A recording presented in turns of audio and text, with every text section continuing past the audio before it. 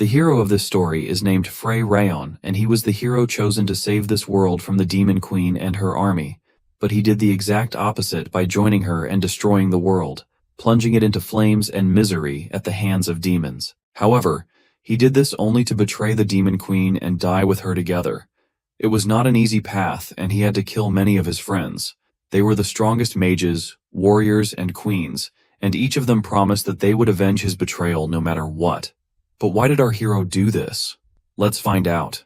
Our story starts 10 years ago as 10-year-old Frey Rayon Starlight follows his father through the halls of their estate while reading a letter. He can barely tell what the letters mean, but his father explains that it's called Kana, and only descendants of their bloodline can read it. The two head down a long flight of stairs and eventually reach their destination, a large door with strange glowing markings on it. Frey must cross the barrier alone, and his father gives him one last bit of advice and tells him to stand firm. The reason for his grim expression is the prophecy that has been floating around the kingdom. It says that when the Demon King vanishes, the world will be engulfed after 1,000 years. But at the worst moment just before it's taken away, a hero will emerge to save the world. The Starlight family, however, carries another prophecy that only they know. It says that after those 1,000 years, a successor to both the Demon King and the hero will appear. And that 1,000 years is exactly now. With that bombshell dropped, the man opens the door for Frey to enter, and immediately locks him in before his eyes can even adjust to the darkness. Frey pounds on the door, calling for his father, but there is no reply. Instead, the floor begins to glow with some kind of sparkling light that leads him to a glowing sword. Just as he's about to grab it, someone else appears and stops him, telling him that the sword is too much for him to handle. Frey can't recognize the man, but this is actually his ancestor and the hero that the prophecy talks about.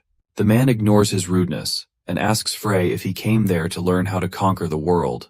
The boy only came because his father told him that this is going to be the only way to save his friends, but the hero explains that is also part of the conquering that he will do.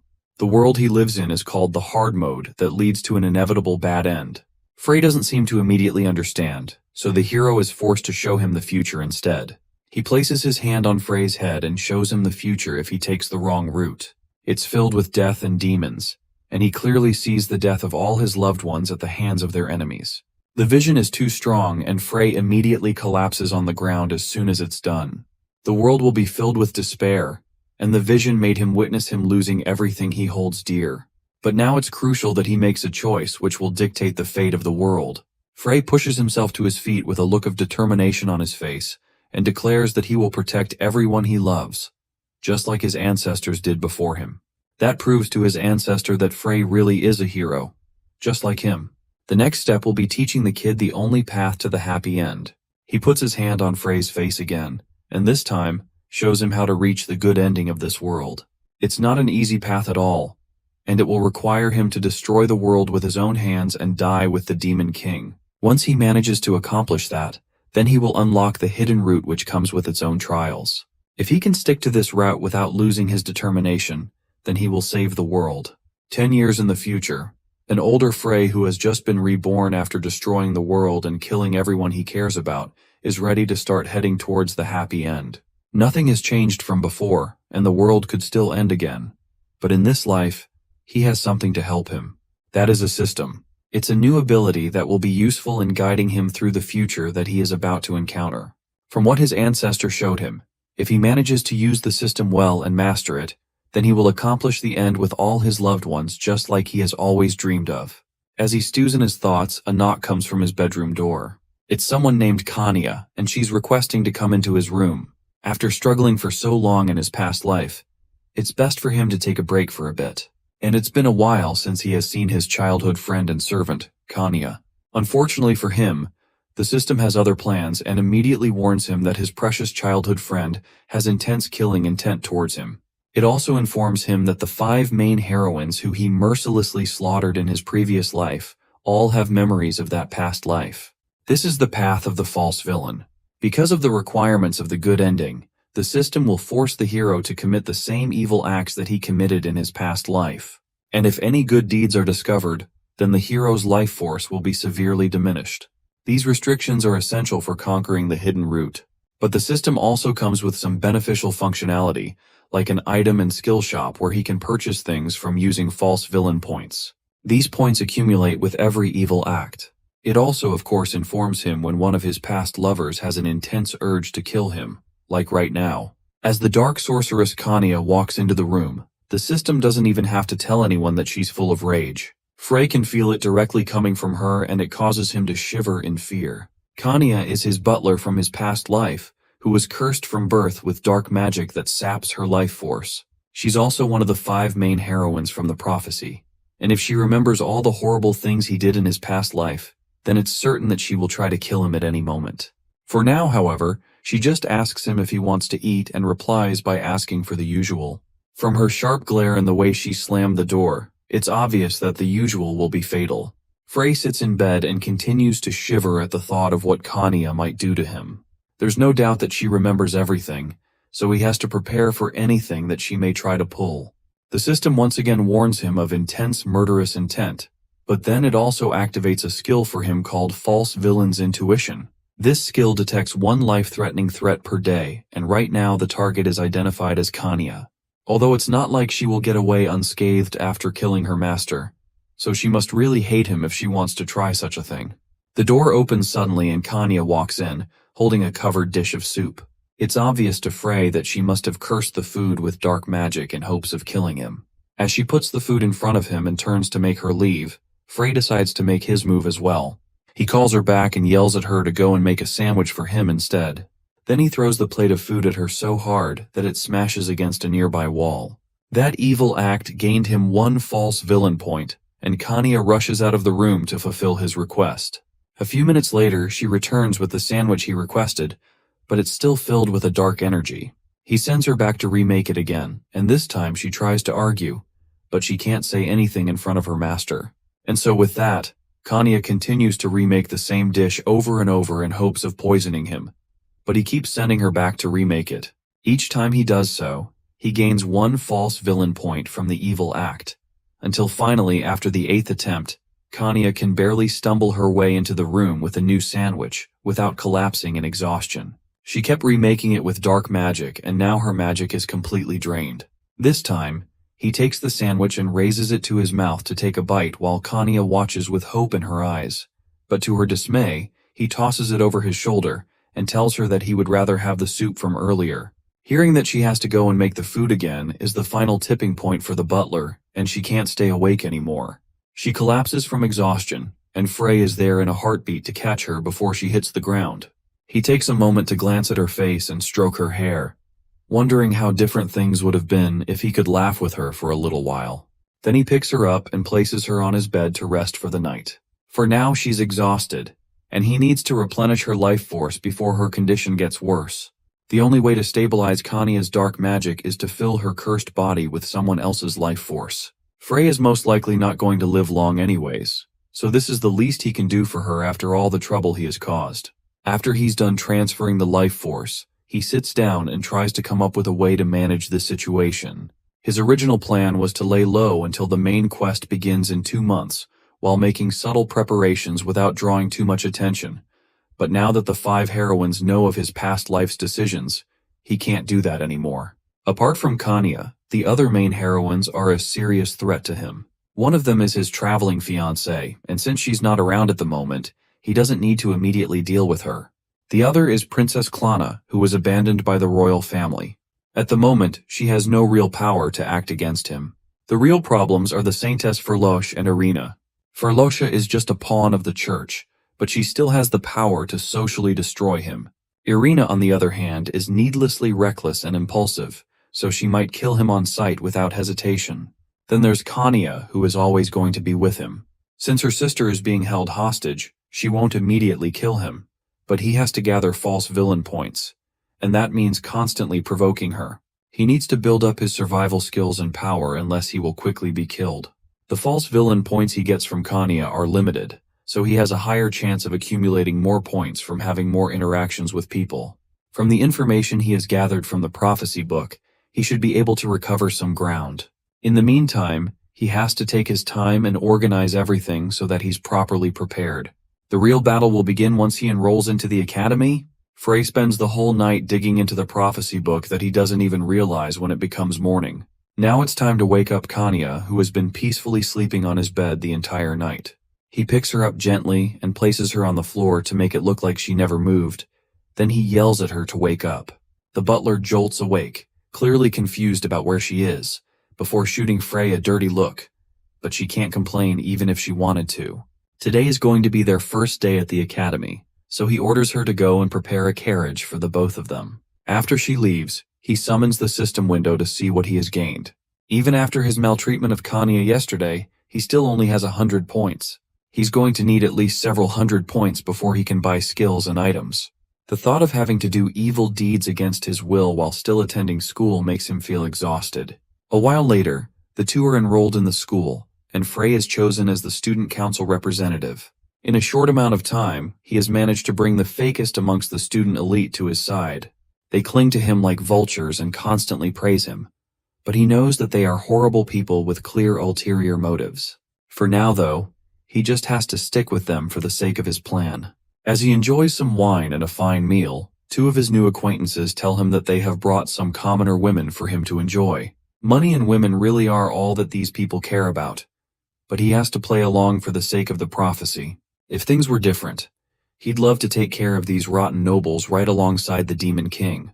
Then the nobles bring in the two commoner women that they were talking about, and it's clear that whoever it is does not want to come in without a fight. Eventually, they manage to drag them kicking and screaming, and one of them happens to be one of the heroines of the prophecy, Irina. Frey immediately knows that there is no way that Irina got caught.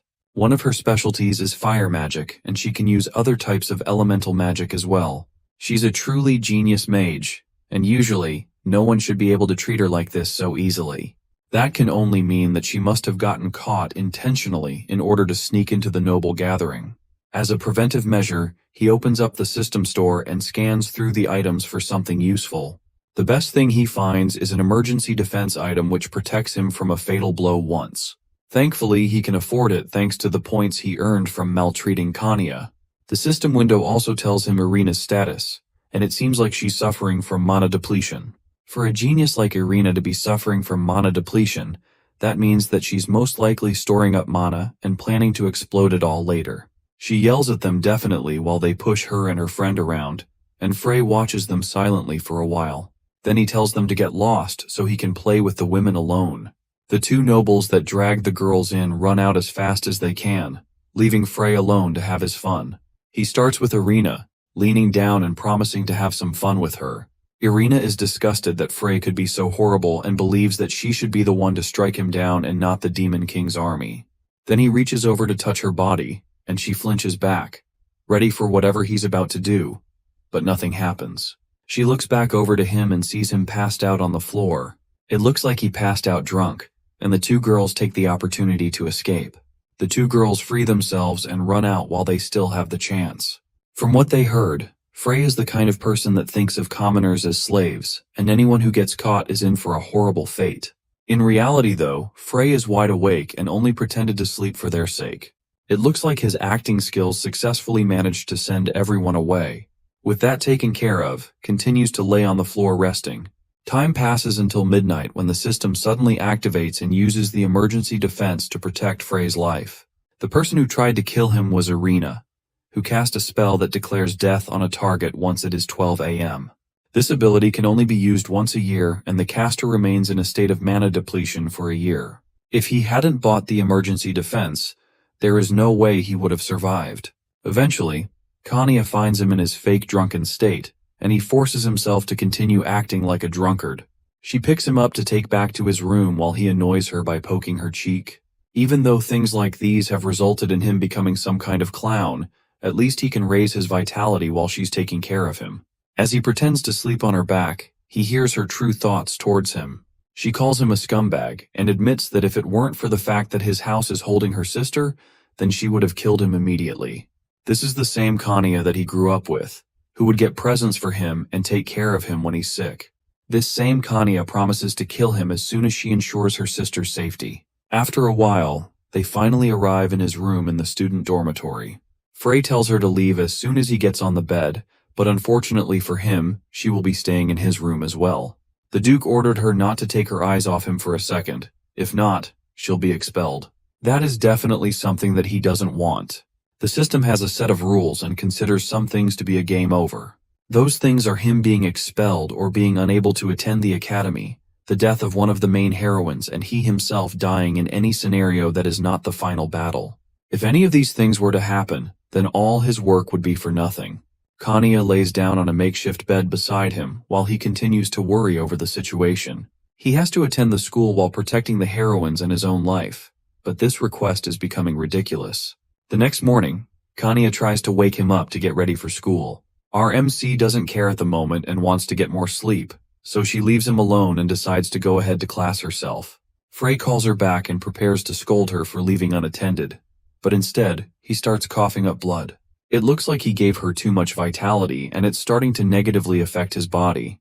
He pushes through the pain and scolds Kanya anyways, asking her why she wants to go ahead without him. Then she takes a fountain pen out of her pocket and mocks her with it before throwing it across the room while declaring that he will make her sister his mistress. That causes her to cry and she begs for him to spare her sister. But Frey doesn't let up and mocks her even harder for it, before leaving the room to go prepare for school. Once he leaves, she goes over and picks up the pen, holding it dearly in her hand. This pen was given to her by her little sister Katia, and it's a reminder of her smiling face. But then she notices the blood-stained handprint of the bedsheets and wonders if Frey had any pre-existing conditions that she didn't know about. After he's done preparing, the two head to class and arrive late while the teacher is introducing herself. Her name is Isuret Alham and she'll be in charge of their class for the next year. Frey blames Kanya for them being late, and as he's scolding her, someone yells at him for being there. It's Irina who is confused about how Frey survived her fatal magic. She starts to wonder if he's working with the Demon King, but the voice of the teacher quiets everyone's thoughts. But Frey can't focus on the class as he feels someone else's intense glare on his back. The teacher starts the lecture while Irina still wonders what happened, and Frey tries to get some more sleep. But this person just continues to glare at Frey. Eventually, the first class period ends and the next class is set to be held outside. Frey gets up and someone approaches him from behind. It's the Saintess, and she tells him that she wants to offer him a blessing in a place where they won't be seen. Preferably, she would love it if it were just the two of them. The system immediately warns him of intense murderous intent from her, but it doesn't take a genius to figure out what her intentions are.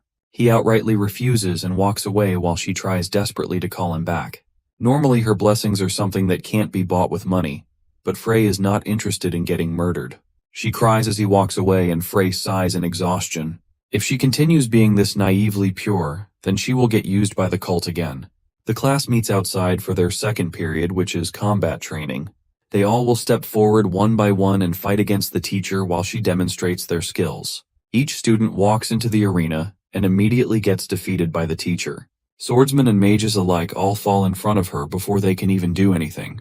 Eventually, it's Kanya's turn, and she fights bravely against the teacher longer than anyone has so far. Normally she ends her fights quickly to prevent mana depletion, but today seems different. She's fighting for so long that Frey has to share his vitality with her remotely.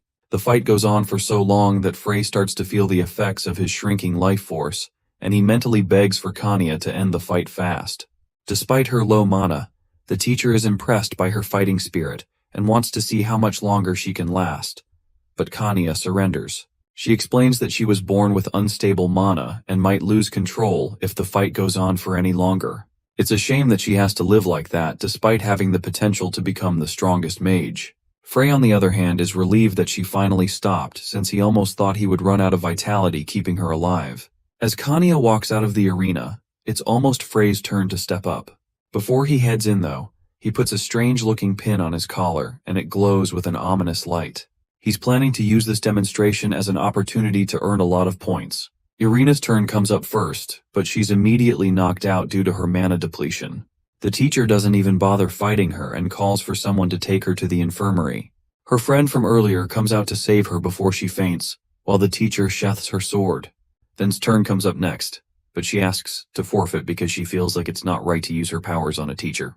Doing that means that she will have to face some kind of disadvantage later, but she's ready for that. Now that everyone has taken the test, that leaves Frey as the last student. He walks down the steps casually with his sword against his shoulder and a bored expression on his face. The two mock each other for a moment and they clearly have history together, but then she gets serious and tells him that she will break him out of that rotten mentality of his. The two rush at each other and the difference in power is immediately obvious to the teacher. The pendant he's wearing was really extra expensive, but the power boost is definitely paying off. He counters her attack, then sends 2 slashing attacks towards her.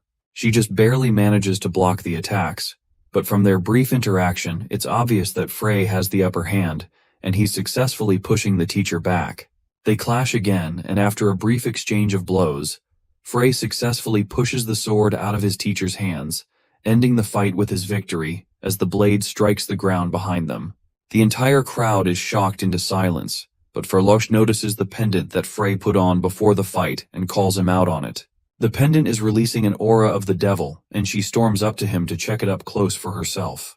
The saintess walks up to him and pours holy magic into the pendant, causing it to scream out in pain. That's enough proof for the crowd that the Duke's son is using black magic. And it's not cheap either. Something like that would be worth as much as a whole house. His little stunt with the pendant earns him 2,000 false villain points. It looks like causing trouble in the school will be the safest method to get more points for himself. His teacher isn't nearly as happy about the incident as he seems to be though. She calls him to his office to have a personal meeting with her. Bringing an item like that to school grounds is not just against the rules. It's also highly illegal. That kind of thing puts him and everyone around them in danger. He tries to play it off as something that isn't a big deal, but it's clear that this incident is too much for him to just brush under the rug. The teacher directly asks him what happened to the kind person he used to be before. She's clearly worried about him, but after how far he's gone, there's no turning back at this point.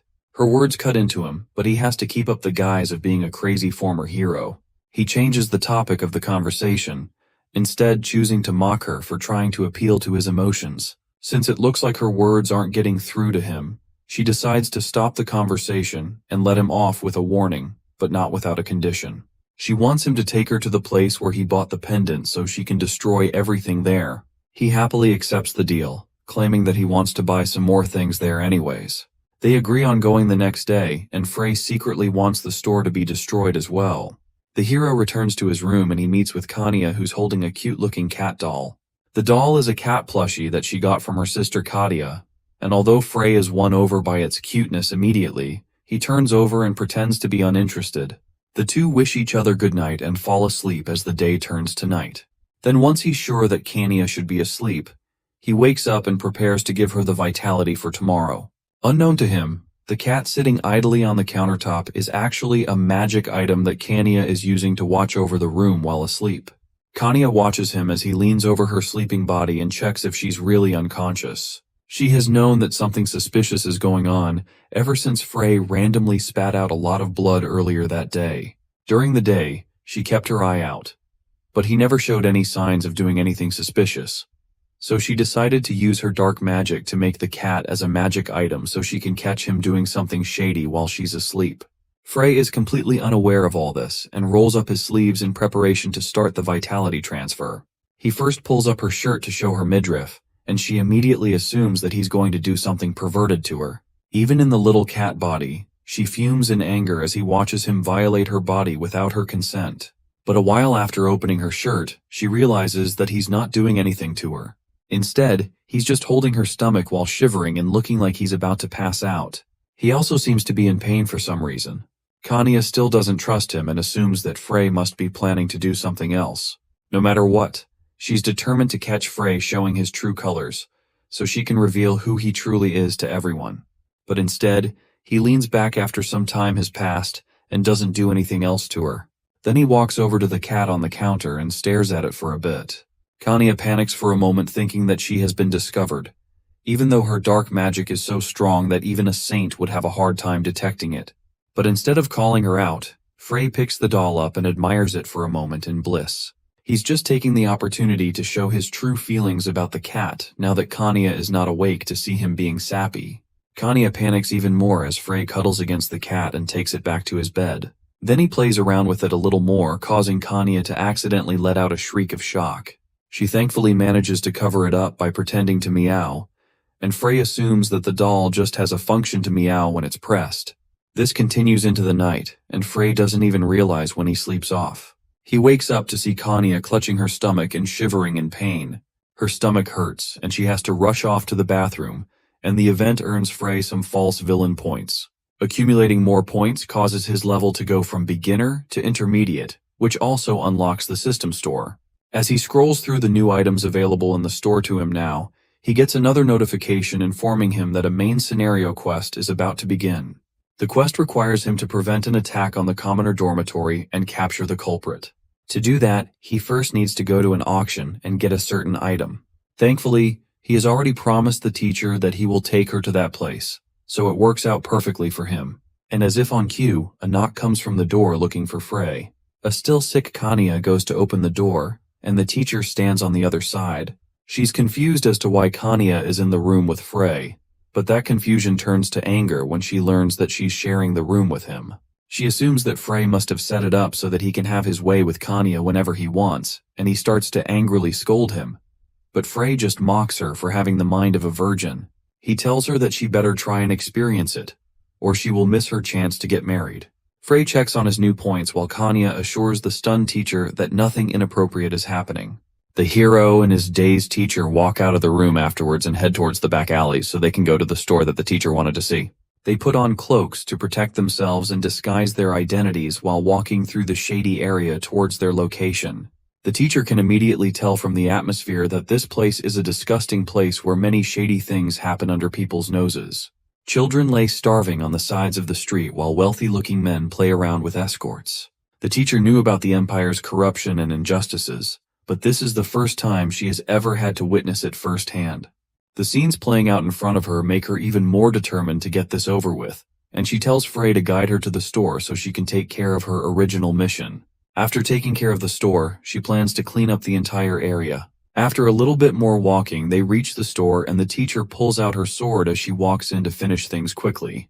The preparation for the main quest is his goal, so he doesn't want to have to worry about anything else. As he's waiting for her to come out of the store, he notices a group of people struggling further down the alleyway. Young girls scream and cry for help while gross-looking men restrain them and tie them up.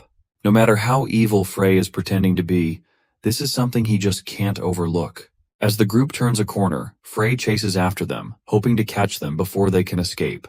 The men knock on a door with the struggling girls and are led into the building before Frey can catch up. By the time our MC gets there are just two men guarding a door and no sign of the people he was chasing. He stands there for a moment, wondering if this is the place where they escaped to. The men smirk at him mockingly, telling him that this place doesn't allow kids. But Frey smiles and pulls out a sack of gold coins for each of them. Their tones change instantly, and they even bow down for him as he walks into the building. The inside of the building is completely different and looks almost like a nightclub bar with dimmed colored lights and an attractive-looking bartender. The woman wastes no time and pulls out a book showing all the girls they have available and asks him to choose one that will suit his taste. However, these aren't the ones he's here to save. He tells her that he prefers to see the actual thing before making a decision, but the woman turns him down with a laugh. Another sack of coins immediately changes her tone as well, and she opens a door leading to a basement of some sort and eagerly asks him to follow along. As they walk down the stairs, the status window opens and informs him that the woman leading him through the building is actually the succubus queen and a subordinate of the demon king. That makes this whole setup even more suspicious, and he decides to investigate further. They arrive down at the basement and it has an incredibly depressing air to it. Women sit in prisons and smile at him, but from their faces it's obvious that they have been crying and tortured during their time here.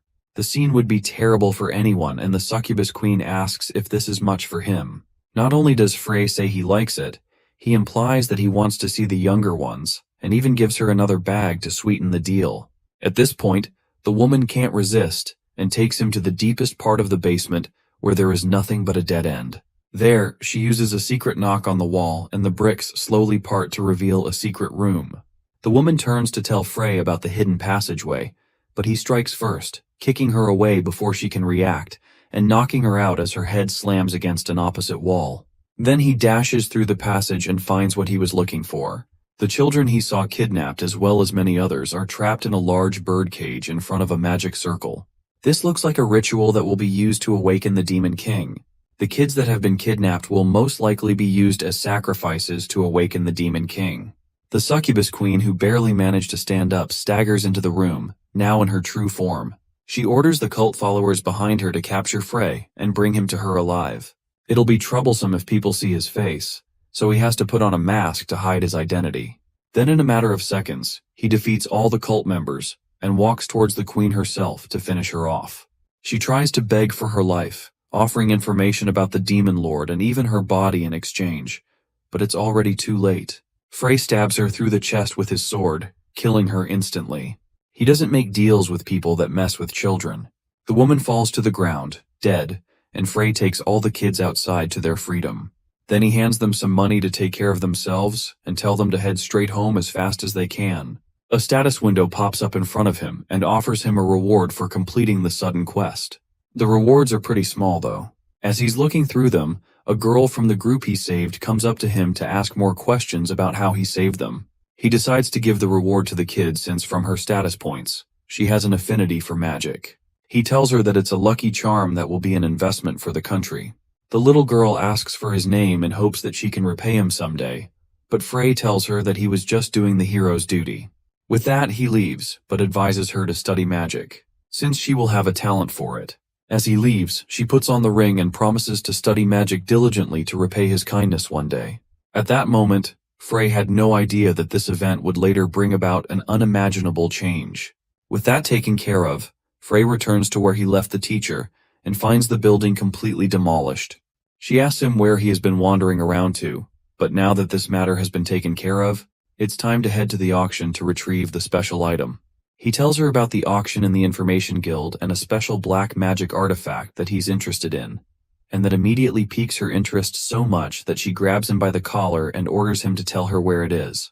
There's a barrier to entry because without a ticket, they can't get in, but he does have one way of getting in. To enter without a ticket, the two of them will have to register as lovers, which gives them free access. It's hard for the teacher to pretend, but she eventually sits down and composes herself while the auction starts. It may be risky to come here, but there is no better bodyguard for him than his sister. It may seem like an ordinary item, but now that he's here, he should be able to obtain it without issue.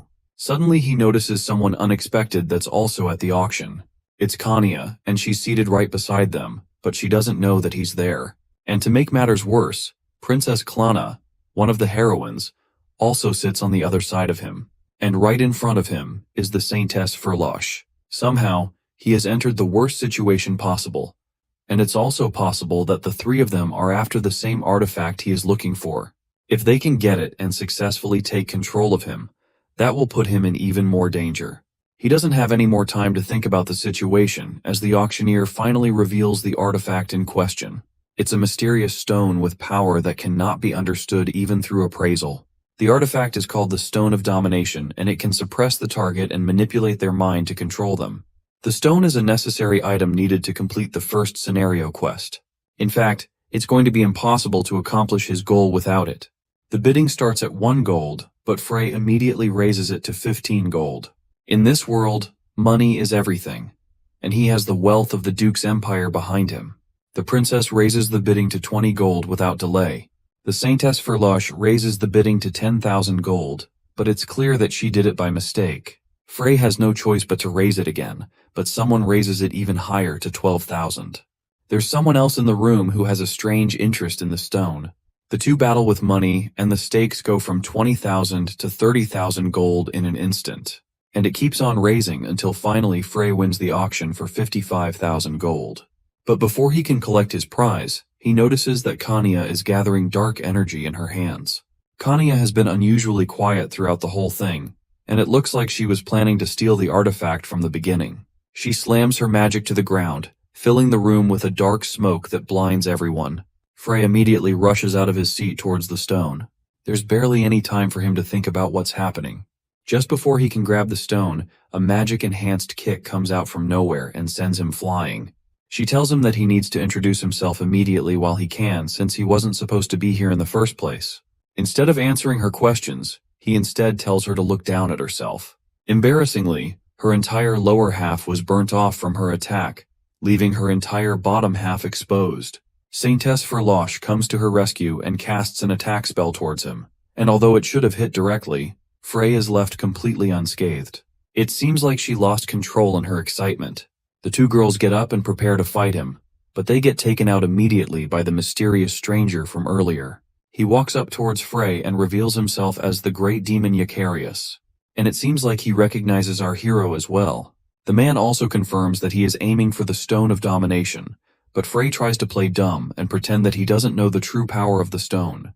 For Eucharius, the stone is the only thing that can enhance his power, which means that in Frey's past life, it was the great demon that took it.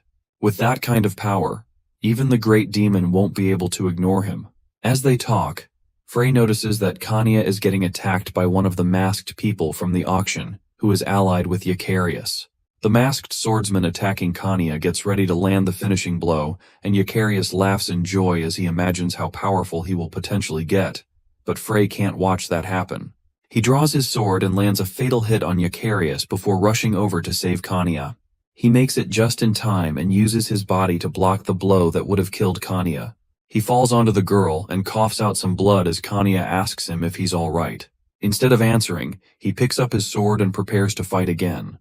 With Eucharius dead, the brainwashing on the masked swordsman has worn off, and it's not likely that Frey will be able to defeat them with his current strength. So instead of aiming to defeat the swordsman, he uses his magic to knock her unconscious, which should break them free of the brainwashing. With nothing left to do here, he rushes out of the room as Kanya calls out for him to wait. His legs burn and every part of his body is filled with pain, but he mentally strengthens himself to hold on until he gets to the student dorm. Back in the auction house, the two unconscious heroines finally wake up feeling like they were just in a dream. However, the severed head of a demon general on the ground quickly wakes them up.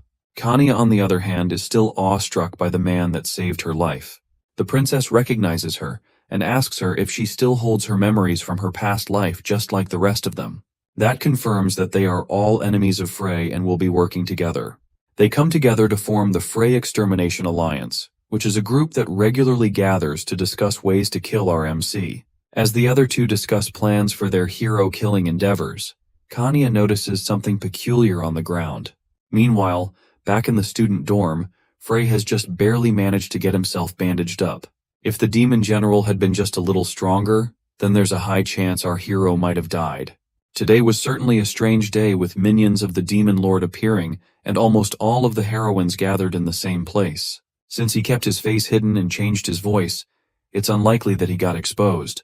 But today was certainly a close call. As he's getting dressed, Kanya walks into the room and walks straight up to him with an accusatory look on her face. She asks him where he was all day, and he tells a half-truth saying that he just went shopping with his sister. That's strange to Kanya since she saw someone that looked exactly like him in a back alley. From her words, Frey can tell that she has figured something out, but since she has no definite proof, he plans to just keep denying it. That is until she reveals that when he fled the scene, he dropped his star-shaped brooch. That's the item she noticed on the ground earlier. Frey rushes to take it from her, but she reveals that she found the brooch in the back alley that she mentioned earlier. He was in such a hurry to escape that he didn't even notice that he had dropped it. Frey panics and hides under his blankets to escape her questions. At this rate, he's going to be found out, and there's nothing he can do to stop it. But Kanya isn't close to done with her investigation just yet. She climbs on top of his back and pulls up his shirt, revealing the multiple bandages he had to apply on his wounds. It's useless to deny it anymore with all this evidence against him. Kanya now has solid proof that the masked man from earlier was indeed Frey. Now that his secret has been revealed, the system activates a penalty for revealing his true identity as a hero. His lifespan and vitality immediately get reduced as a result, and it makes him convulse on the bed while coughing up blood. Kanya can't do anything but call out to him as he literally dies on the bed. After doing her best to take care of him, Frey finally calms down and goes to sleep. Kanya watches over him and wonders if she made the right choice. After all, she has been wanting him dead for a long time, and if she had left him alone, he most certainly would have died. But she can't let him die just like that when he hasn't given her answers for why he helped her. She can always kill him after she gets her answers. With her mind made up, the butler gathers dark energy in her hands and casts a spell on Frey. The spell allows her to invade his subconscious, so she can find out everything directly from his mind. After she enters, she's surprised that his subconscious is strangely clear. Usually criminals and villains have deep darkness in their minds. A small voice calls out to her and she turns to see a younger version of Frey staring up at her. Despite the fact that he's a child, he still holds all the power here in the subconscious, so she wastes no time binding him up before he can do anything. The magic she uses to bind him is the magic of the oath, and it forces the person to answer every question truthfully. Frey swears to answer her questions so she can release him, and with that, she undoes her magic and starts her interrogation. She first asks why Frey would save her from death, and he answers that it's because she's important to him. That's hard to believe after everything he's done, but the subconscious explains further that he constantly sacrifices his life energy to save her. She still doesn't seem to believe him, so he decides to show her directly. Kanya gets to see everything from Frey's perspective. From the moment he learnt about the prophecy to how he had to force himself to play the villain and eventually die with the Demon King. With all the memories forced into her head, Kanya falls to her knees as tears fall from her eyes. Finding out that he constantly sacrifices his life for her despite her hatred for him is just too much to handle. The little boy tries to comfort her and tells her that he can handle being hated all by himself. Then he hugs her as the subconscious begins to break around them, returning her to reality where she watches over him with tears streaming down her face. Eventually, he wakes up and immediately asks if she really figured out his true identity. Now that she knows the truth and he has already received the penalty from the system, there's no point in hiding it anyways. He tells her that he has a mission to save the world, and he has to do evil deeds without his good deeds being discovered. That explains why he treats her like that, and she understands his actions now. Then he asks her never to forgive him. He did so many terrible things, and even though his actions weren't thoughtless, he did good things as well. After all, he gave her his life force every night, which she already knew about anyways. Now the next question is what she's going to do moving forward. She decides to keep serving him like always, and Frey isn't surprised that she wants to stay by his side. With that, the two reconcile and the night ends peacefully. The next day, Kanya finds herself in a very strange situation. The princess has called her and the Saintens to a cat cafe for the first meeting of their Frey extermination group. They plan to seize Frey's weakness and try to restrict his movements, and they make plans to end him as fast as possible. Although Kanya doesn't share their hatred anymore, the best she can do is spy on them and make sure that they don't actually manage to hurt Frey. But watching over him has made her realize that she can't carry this heavy burden for him. All she can do are small, mundane things to support him. She'll start with simple tasks like making meals for him. All she wants to do is see her young master smile again. She gives Frey some food later that day and expects him to throw it at her and lash out as usual. But instead, he eats the sandwich with a thoughtful expression for a moment. Then he tells her that it's excellent and explains that he has wanted to tell her things like this for a long time, but has never been able to. After breakfast, he offers to give her some more of his life force, much to Kanya's displeasure. As usual, the penalty starts to take a toll on his body, but surprisingly, it also takes a toll on Kanya as well. Her stomach starts to hurt, and it's most likely because his star mana is mixing with the dark magic inside her. He decides to help her by absorbing the excess dark magic inside her, and although Kanya begs him to stop before he hurts himself, he manages to finish it quickly. Unfortunately, his left arm is left damaged as a result. He claims that it just hurts a little, but it's obvious from the scar and the expression on his face that it hurts more than that. Despite her worries though, it'll return to normal later once it's over. Besides, they don't have time to worry since it's time for school. As class goes on around him, he takes the time to check his false villain stats. He managed to gather a lot of points from his time in the school, and he also acquired as many skills and items as he could. Now he just needs to try and focus on the main quest. The next quest requires him to fight and defeat Irina in the midterm exam. There will be no penalties for skipping the quest since it doesn't affect the main storyline. In his past life, nobles who lose to Irina in the midterm exam will hold a grudge and attack the commoner dorm. This time, however, the villain will change based on his choices and his decision to win or lose against Irina, or to avoid the fight entirely. He decides to follow the prophecy and choose the route that turns him into a villain. After all, it's a much easier role to play than choosing an unknown route. The class ends as the teacher informs them that anyone who slacks off will be penalized, so they will need to pair up and report by the next period. Getting Irina to fight him is the easy part, but he's supposed to lose the fight. And right now, with her mana depletion symptoms, she has no chance of beating him. Later on, outside, the nobles attack Irina and her friend for disturbing Frey's mood. She desperately tries to protect them by activating shielding spells, but the nobles are relentless in their attacks. Frey catches them making trouble and approaches the girl who clearly masterminded it all. He didn't ask them to do this for him, but she seems delighted that he found them anyways. The nobles stop attacking her as Frey walks up to them. He had been thinking about why she ran away from him earlier anyways. He takes this opportunity to challenge Irina to a competition. If they fight during the midterm test, the winner will be able to do whatever they want with the loser. Her friend tries to deny it on Irina's behalf, but Frey asks her if she would want to fight him instead. The answer to that question is obvious, and the girl starts crying as Irina holds her and says that she will agree to his terms. If she wins their fight, then he will give her 1,000 gold. But if she loses, then she will become his slave. And to make sure that they both stick to the terms, he offers to make a death oath with her. That shocks everyone considering how serious and unbreakable death oaths are. Her friend tries to convince her not to go through with it, but Irina has already made up her mind. All she has to do after making this oath is crush him when they fight.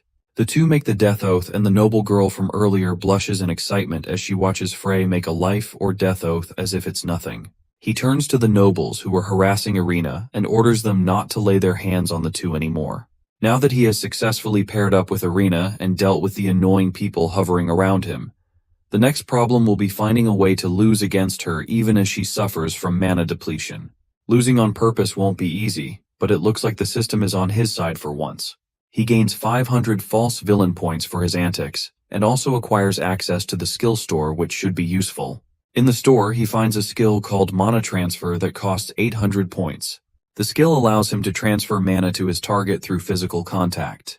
He buys the skill immediately, and with this, he should be able to take care of the main quest without issues. He looks through the store again and decides to buy a deception skill with some more points. He tests the skill by lying out loud that he's actually a woman.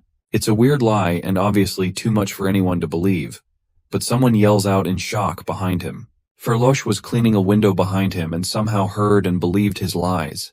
Then she runs off in hopes of finding a way to threaten Frey with this new information while he watches her, dumbfounded. He considers pursuing her but decides to leave it be. It's all nonsense anyways, and no one would get hurt by it. 3 days later, on the school's training ground, Irina has been working herself to the bone trying to train for her upcoming fight with Frey. She doesn't have enough magic left, and it's clear that things aren't going too well for her. But she's determined to put in as much work as possible so she can be prepared to take him down. If she can just squeeze out one good shot against him, then she might have a chance of winning. Frey is almost brought to tears by the effort she's putting in to defeat him. Even with her low mana, she still manages to summon a large fireball. But she doesn't need to overdo it since he plans on sharing his mana with her anyways. Irina collapses after the fireball disappears, and her friend is by her side to support her. Then she brings up the idea of using a sneaky technique to bring him down. She predicts that Frey will use a dangerous artifact during their matchup, so they will also need to use an indirect approach to win. She then promises Irina that she will try to find a way to secretly help her. Frey is happy that they are thinking up harder ways to beat him, which will make his job of losing so much easier, even though Irina is skeptical at first and doesn't want to end up becoming like him. The two friends walk away, and as Frey watches them leave, a dove comes from the sky holding a message for him. It reads that she knows his secret and orders him to follow the instructions on the paper. Despite the type in the message and the fact that Ferloche accidentally signed her name at the bottom of the letter, this could potentially be a pain in the neck if she actually knows something damaging about him. He goes to the cathedral just like she asked, and she's standing at the altar, waiting for him. Frey is worried that his true identity has been exposed again, but if that were the case, he should have immediately spat out blood and fainted, just like with Kanya. Instead of his identity as a false villain being revealed, it turns out that Ferloche is still held up by the lie that he is actually a woman. And for some reason, she's also holding up a maid outfit that she wants him to wear. He tells her that if he becomes her personal maid and obeys her for the rest of his life, then she will keep his secret for him. Ferloche looks way too excited at this possibility, and our MC can't believe how dumb she is to have believed such an obvious lie. He turns to leave and tells her to do whatever she wants since he's clearly a man, but she's determined to not let him escape. She wraps her arms around his chest in hopes of feeling some indication that he truly is a woman, but he clearly has the chest of a man. That makes her want to check below the waist, but Frey finally has enough and tells her off for her actions. He calls her a pervert and finally plans to leave the cathedral while Ferloche has a mental break. This was supposed to go smoothly for her, but it looks like things can't turn out that way after all. If he had agreed to her demands, then she could have spared his life, but now she has to kill him regardless. She reaches out and grabs him by the throat with her enhanced strength, then slams him on the ground while crying. Then she informs him that Princess Klana knows his weakness and has plans to have him executed, but she wants to find a way to save him. If he had followed her in silence, then she wouldn't have had to end his life in such a brutal way. Eventually, her super strength manages to snuff out the last bit of life out of him and he dies under her. Now that she has done something so horrible, she's also a criminal and a murderer. After failing to convince him, she ended up killing him. The only thing left for her to do is end herself and join him in the afterlife, where they can both repent together. Thankfully, the system kicks in with the emergency defense skill, which protects him from one fatal blow each day. He wakes up with a start and shouts for her to stop before she can take her own life. Ferloche is shocked that Frey managed to somehow survive being choked to death and prepares to use her magic to take him out one more time, but our MC has a trick up his sleeve. He presses a button on his collar which plays a recording of right as she was trying to kill him, where she admitted that Princess Klana has plans for him to be executed. He obviously wouldn't come unprepared after she sent him a clearly threatening letter. Now he has proof that the Saintess and the third princess are conspiring to have the Duke's son killed. A scandal like that would be the end of both their lives. Thanks to this key information, the tables are now turned, and Ferloche is made to become his maid instead. She's forced to sweep the cathedral multiple times to repay for her crimes and the embarrassment she has caused him. However, in her anger, she accidentally trips and falls to the ground. It's clear she's tired of him, and Frey offers another punishment instead. But she would rather have the damaging rumors spread about her than offer him night service. In response, he slaps her, which immediately earns him a high number of false villain points. He warns her that if she doesn't obey quietly, then he really will spread the rumors about her to the school. Ferloche can't believe how much of a scumbag our MC has become. She once thought that he was a good person, and even till now, she held out hope that there might be some compassion left in him. When they were younger and she was once injured, he gave her a potion to save her life. She rejected it, but he helped her anyway despite her hostility. But now he has turned into someone she doesn't recognize, and he's saying things that she would never imagine him saying. With that, she picks up her broom and continues cleaning the cathedral.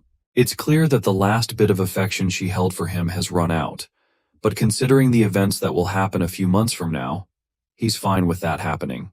He'll be the one to take the penalties when they arrive, so if he continues doing this much, then they will at least be safe for a while longer. Later that night, Frey returns to his room, clearly tired and drunk.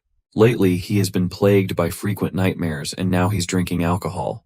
Despite Kania's worries, he's already used to things like this from his past life.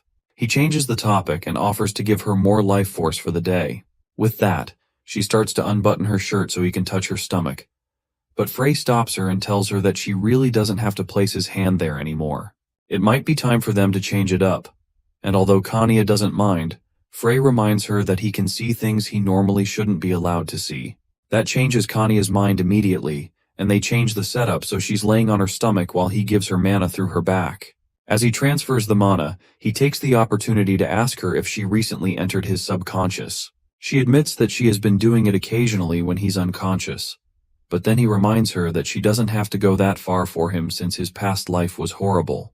His words make her realize that his past life was most likely similar to how this one is going as well. It's something she doesn't like to hear, but he has been constantly helping her in this world, and he threw away his life to save hers. Because of that, she wants to do things for him as well. Later that night, as Frey sleeps, he's clearly having another nightmare. She decides to ignore his warnings and step into his dreams to help ease his nightmares. She decides to use the cat that she infused with magic to get into his mind. If she goes in with a form that isn't human, it shouldn't cause any problems for her master. Inside Frey's dream, he walks aimlessly through a dark area. He's confused about where he is and how he got there, but a small sound pulls him out of his dark thoughts. It's a little cat, and it seems familiar to him, but he's not sure where he has seen it before. The feline comes up to him and snuggles against his side, and its presence there makes him feel more comfortable immediately.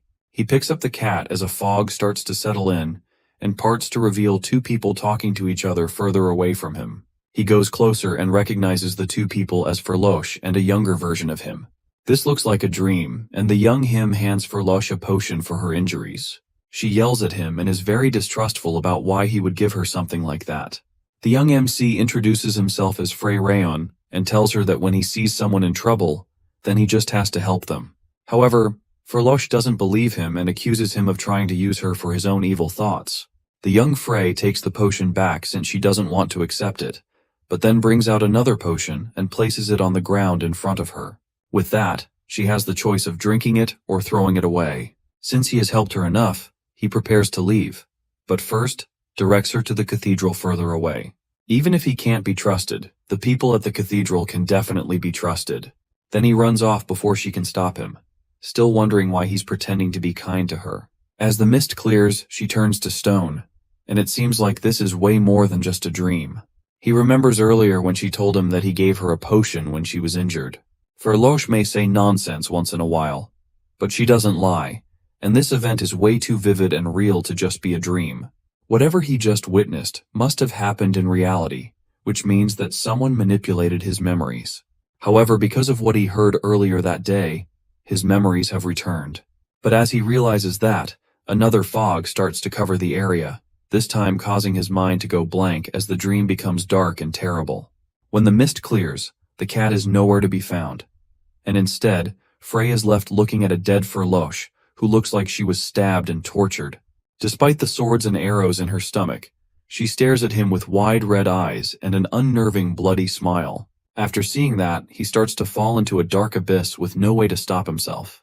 He wakes up again, and once again, he's facing the bloodied and beaten Ferloche, except this time, she's talking to him. She asks him how he could let her end up like this. As he's backing away in fear, another bloodied hand reaches out towards him. It's Princess Klana, and she's in the same state as Ferloche, who's tied to a pillar of wood. He notices that there's a large pool of blood under him, and he realizes that the other heroines are also here, and they are also taunting him for letting them die such horrible deaths for his pleasure. He starts to beg for someone to come and save him as the heroines come together and drag him through the blood into the darkness. The only person who can save him is Kanya, but since she's still in her cat form, there's not much she can do to help him. She tries pulling him back as he loses his consciousness, but there's not much she can do except watch as he gets dragged away from her.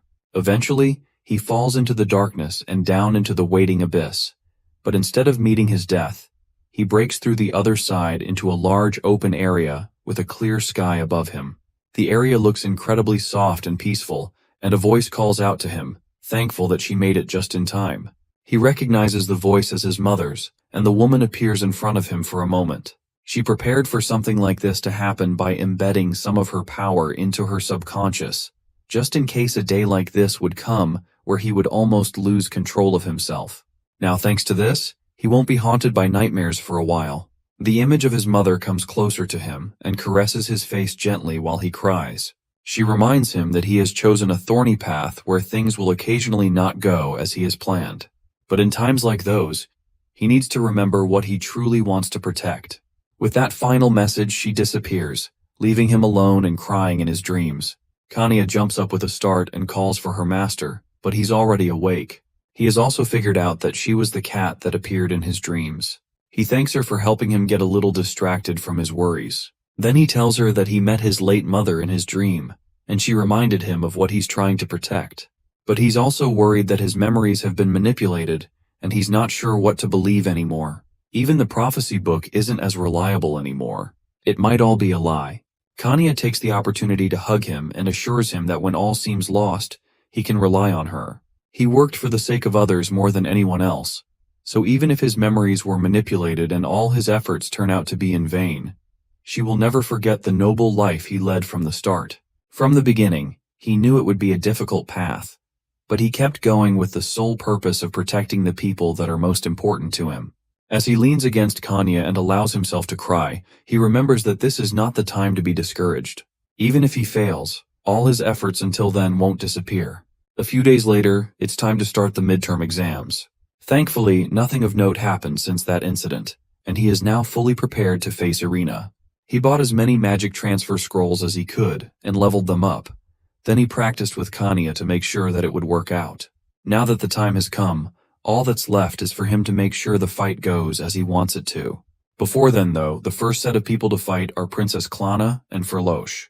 Klana prepares a magic blast and aims it towards Ferloche, who also gets in a fighting stance, although Frey can tell that they are clearly plotting something. It should be impossible for them to attack him from the angle that she's aiming from, but she most likely has other ideas entirely. Klana fires the blast towards Ferloche, who punches it, deflecting the attack towards Frey, who can barely react in time. Just as he's about to draw his sword to protect himself, his sister comes in at the last moment and saves him. She warns the two that she will label this as an accident, but if it happens again, then they will both be disqualified. Since their plan failed, they abandon the idea to defeat Frey and focus on attacking each other. After a quick and decisive battle, Klana easily beats Ferloche. Next up is Irina and Frey, and the teacher calls them to step forward. Kanya worriedly tells him not to overdo it, but Frey is prepared. He has studied how to lose this fight thoroughly, and he's ready to begin. The two step into the arena and face off against each other. Irina looks confident in herself and tells him to prepare to crawl away like a piece of trash, but then he tells her that her time for talking big is running out. With the trash talk out of the way, it's time to put on a little show for the audience. The two charge up their abilities and rush at each other as soon as the teacher signals for them to begin. Somehow, despite her mana depletion, she manages to charge up to 7 fireballs at once. Although, even with how powerful it looks, it's clearly taking a negative toll on her body. She starts coughing before she can even launch the attack, and it's obvious that she's pushing herself too hard. For now, Frey will just have to stick to the original plan and try to pass mana to her so she doesn't fall before the fight even starts. He prepares his mana transfer ability in his hand and uses it to slam her to the ground, making it look like he's attacking her while passing his power into her. It seems to hurt, and she manages to charge another fireball behind him, slamming it into his back and forcing him to the ground. Frey makes an exaggerated show of looking hurt and rolling on the ground while Irina manages to pull herself off the ground. Even though one hit would be enough for the match to be over, Irina is prepared to kill Frey on the spot and channels a massive attack against him. Just as she's about to launch it, it seems like all the energy in her body gets zapped out and she collapses. The teacher announces that if she doesn't get up within 10 seconds, then Frey will be declared the winner. As the countdown begins, it's clear to everyone that Irina isn't getting up anytime soon. This was most likely caused by how hard he slammed her into the ground.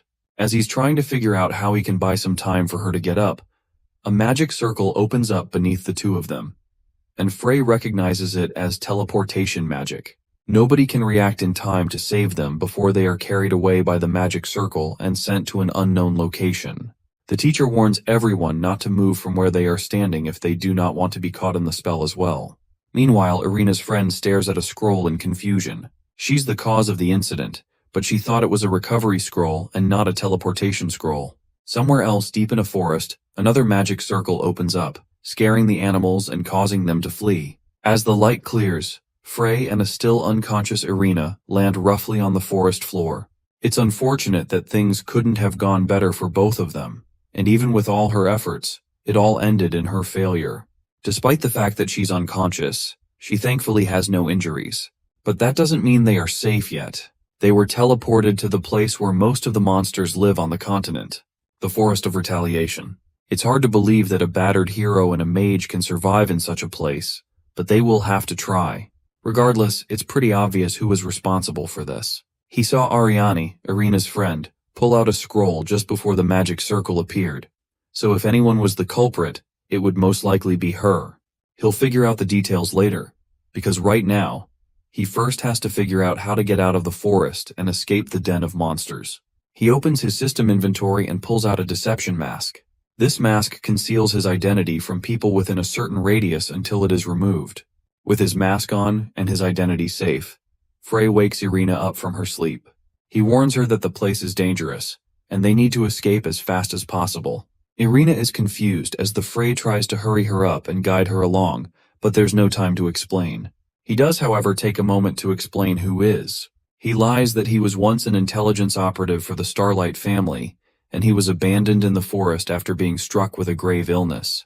His story makes it seem like Frey and his family had left him there to die, and Irina buys his story for now. Then Frey points out somewhere safer for them to hide.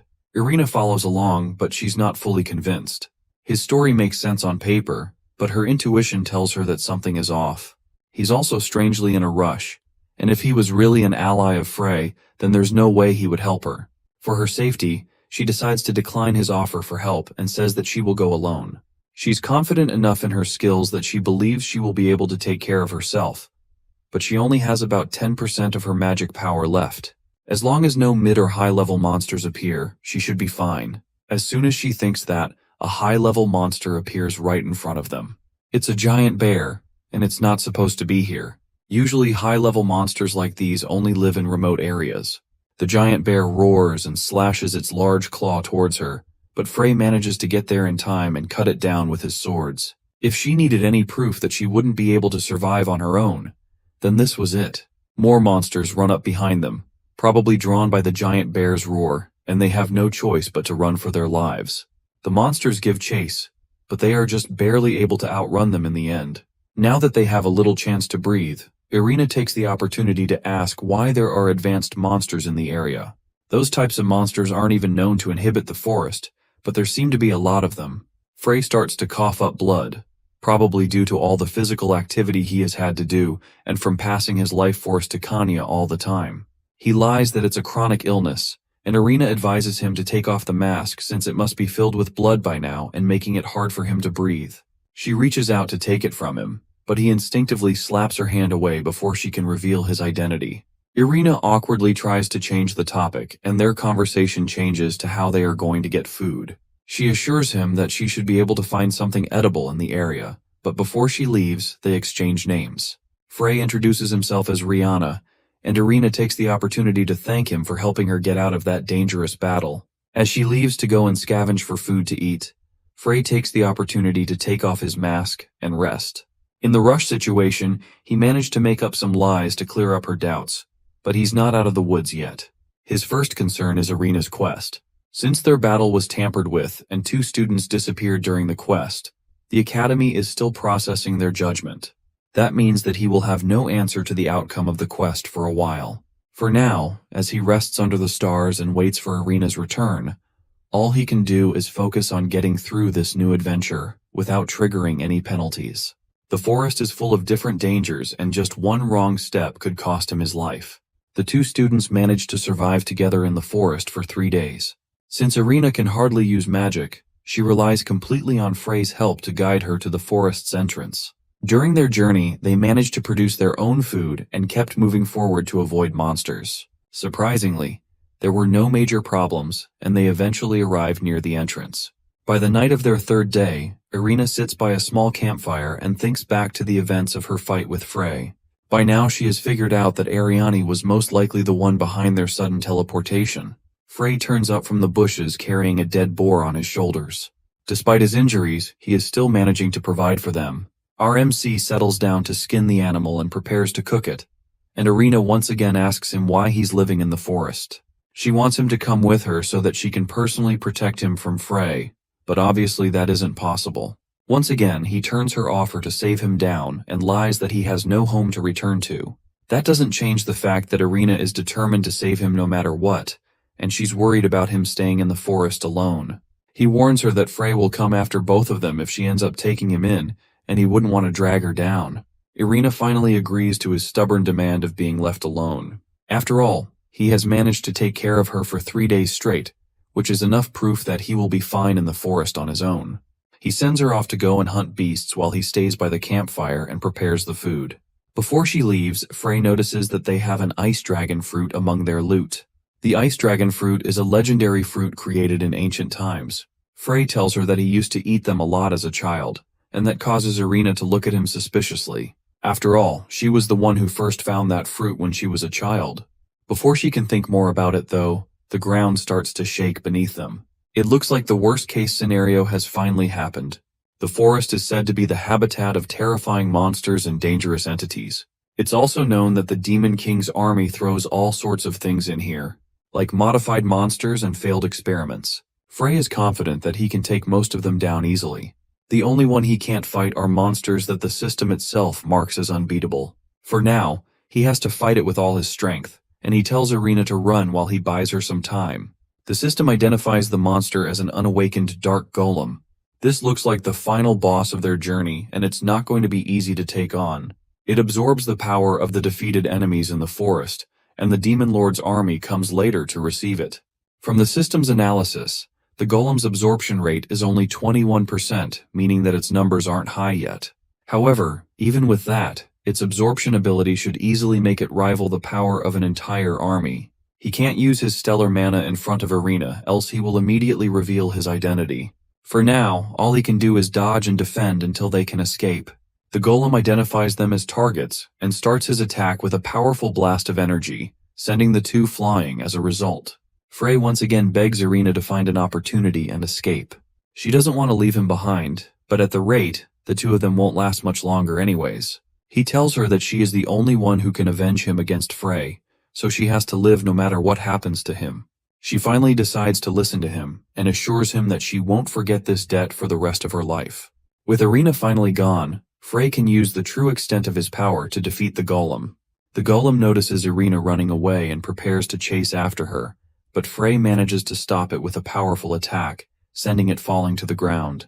With that, the monster is temporarily immobilized, but it won't be defeated unless he can destroy its core.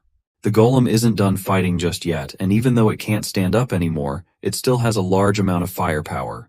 It activates magic missiles and sends them all flying towards our hero.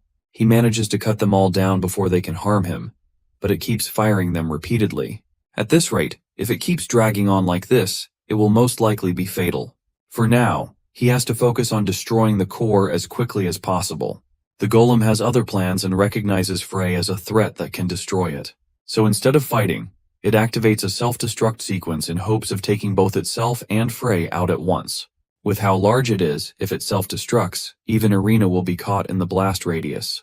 That means he can't just run away, he has to find a way to stop it. Our MC leaps on the monster's chest and stabs his sword straight into it, causing a bright light to envelope the area before eventually exploding. Despite that though, he manages to succeed and stops it from self-destructing, but the explosion leaves him at his limit. The mask cracks and falls from his face, leaving him defenseless and weak. A sound causes him to look upwards, and he notices a reconnaissance crow scanning the area.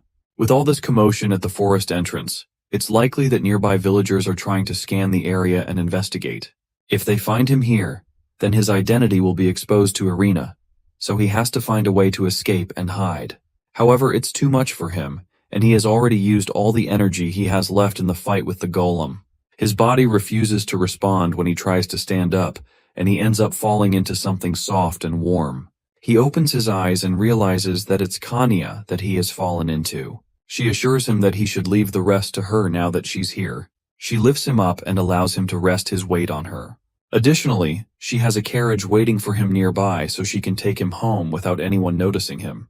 Now that Kanya is here to take care of him, Frey allows his consciousness to fade and trusts her to take it from there. He wakes up later in the student dorms with Kanya watching over him. He has been asleep for 2 whole days, and she has been especially worried about him. Now that he's awake, he asks Kanya to explain the current situation to him, so he knows how to act moving forward. She informs him that a search party investigated the area where he was found, and a school is currently questioning Ariani on the techniques that she used to try and help Irina.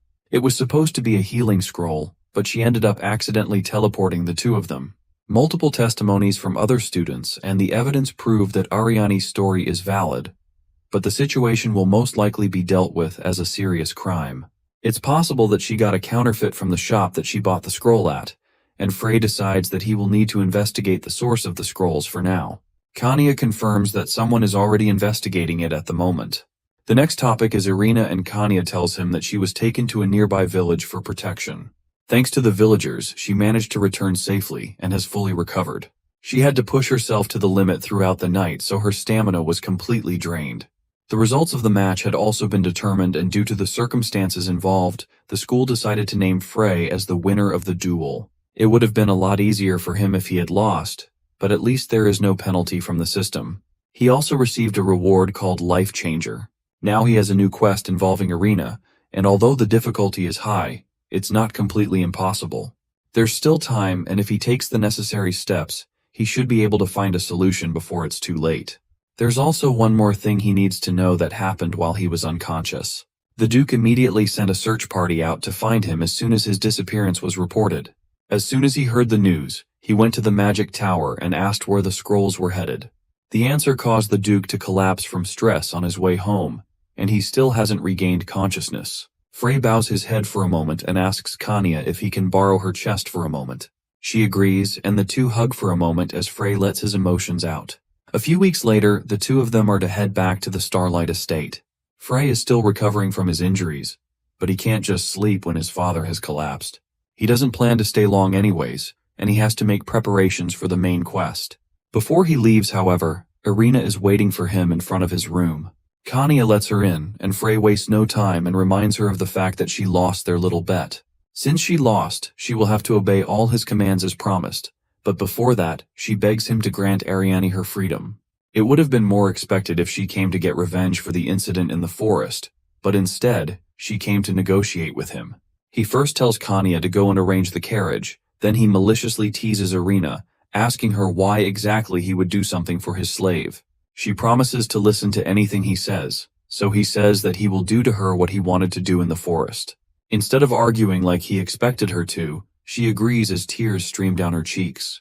Her display puts him off, and she orders her to work as hard as she can with the promise that he will decide what to do with Ariane depending on how well she behaves. With that taken care of, he goes outside to meet with Kanya by the carriage. As the horse-drawn vehicle moves towards his estate, he tells Kanya about Irina's request to free Ariane. It'll be troublesome for him, but he planned to do it anyway, since there are plenty of ways to set her free. Then he asks Kanya how she's feeling since she had to use black magic to save him in the forest. It wasn't a significant spell, so thankfully, it didn't take too much of her life force. For now, Kanya is his only support, and because she's here, he can smile a bit despite his circumstances. Because of what happened with Irina's quest, he has realized that he's going to need her help going forward. She pledges that her life belongs to him, but that's not what he wants at all. If she puts her life on the line to save his, then she's not helping him at all. What she needs to do for him is to save him when he can't help himself, and also to take care of herself. And he also has a way of helping her and her sister. He summons an item from his system inventory, which should be of great help to the both of them going forward. Frey and Kanya reach the Starlight Estate, and our MC immediately goes to see his father. Just as Kanya reported to him, Abraham Starlight is currently unconscious and unresponsive. Frey clutches the man's hand and swears that he will definitely come back when all his adventures are over. After seeing his father, he leaves the room and meets Kanya outside. He can't stay there for too long since right now, he is nothing but a foolish son who is disrespectful to his parents. If he stays by his father's side too long, it will cause misunderstandings. Thankfully though, his father's life doesn't seem to be in danger, so if he handles everything properly, then things may just go back to the way they were before. The next stop in his tour around his home is Kanya's younger sister's room. Kanya put her to sleep with magic beforehand so that she wouldn't be flustered seeing our MC.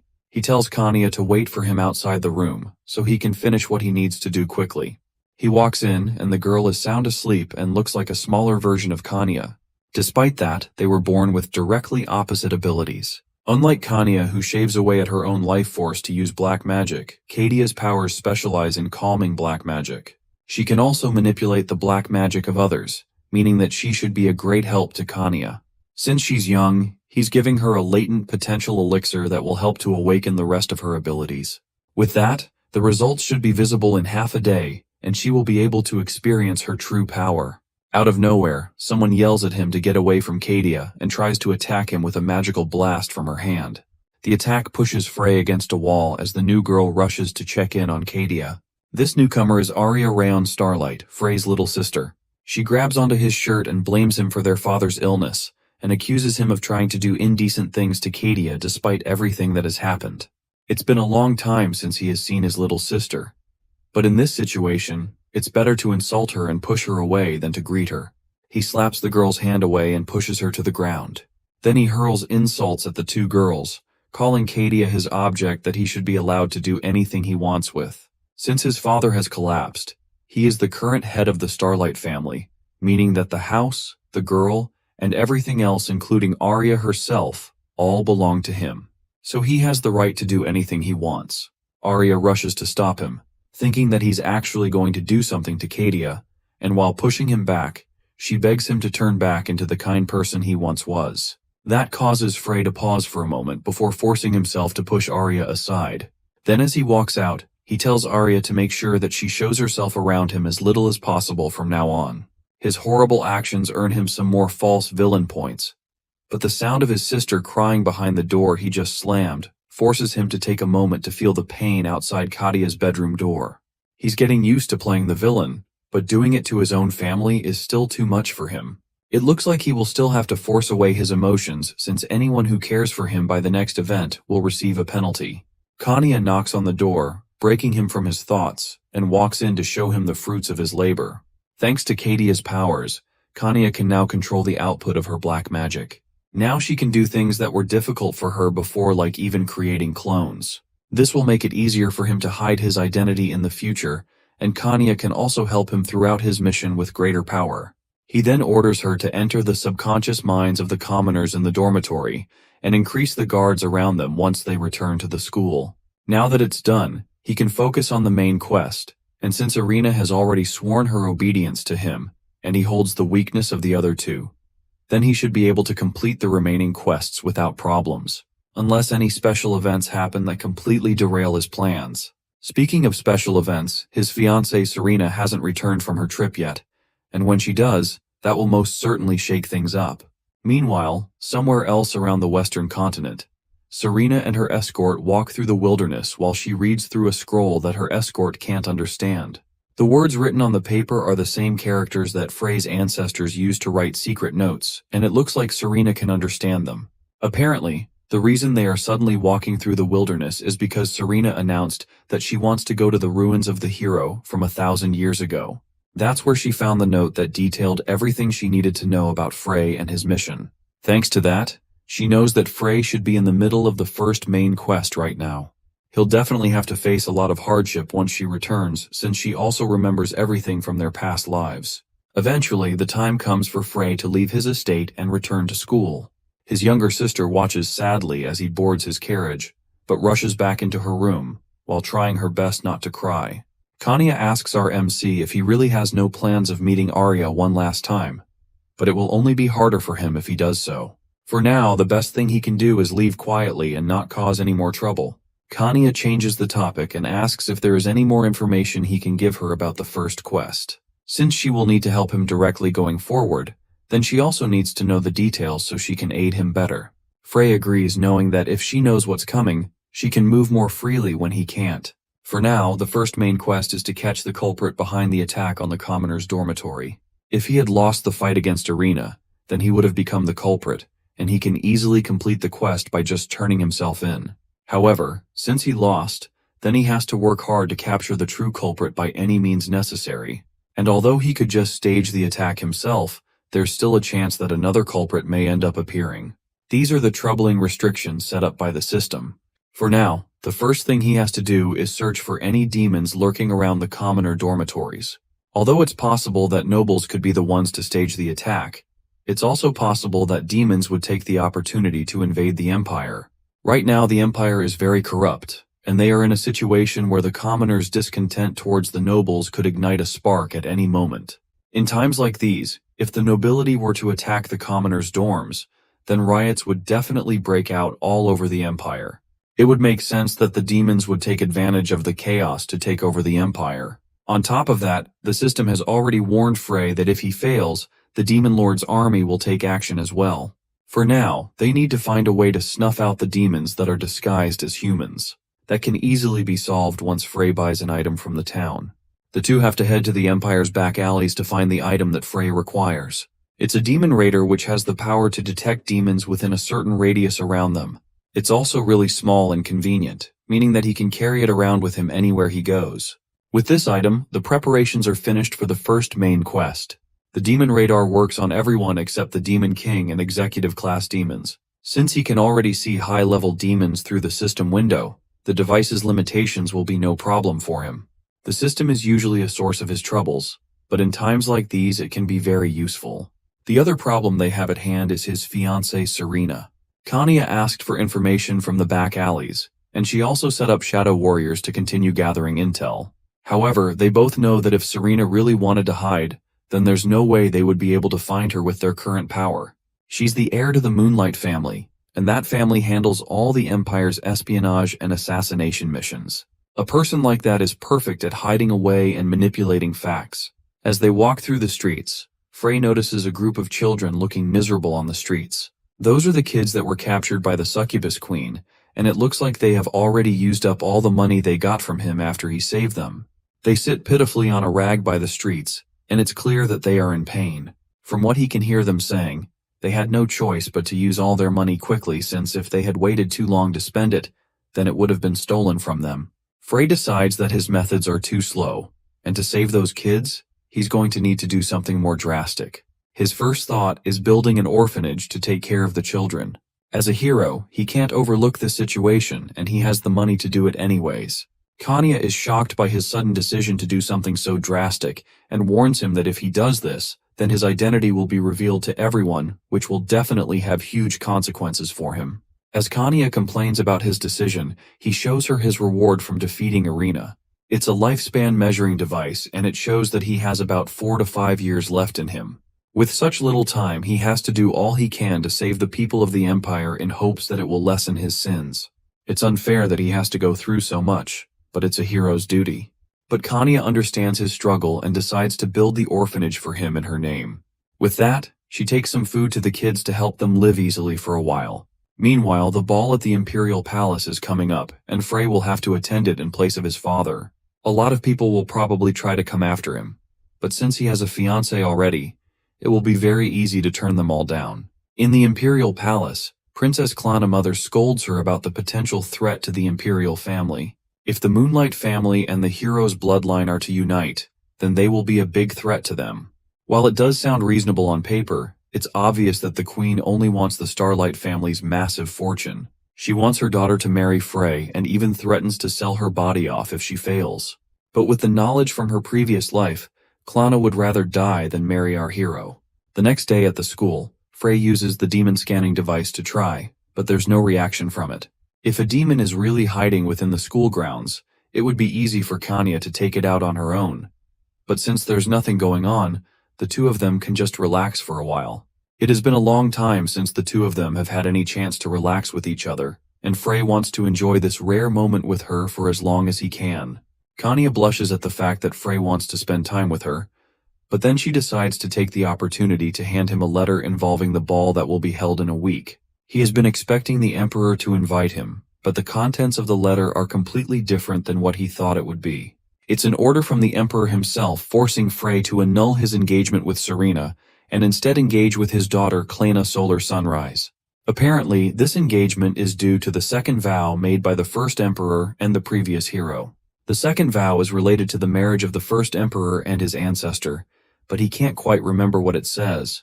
As he's thinking, it seems like rumor of his cancelled engagement has already spread. As he's thinking to himself about what he's going to do going forward, a group of girls who are interested in being his marriage partner for the upcoming ball immediately surround him and offer themselves. Frey's original plan was to reject them with the excuse that he already has a partner picked out for him. But now, thanks to the order from the Emperor, he doesn't have that excuse anymore.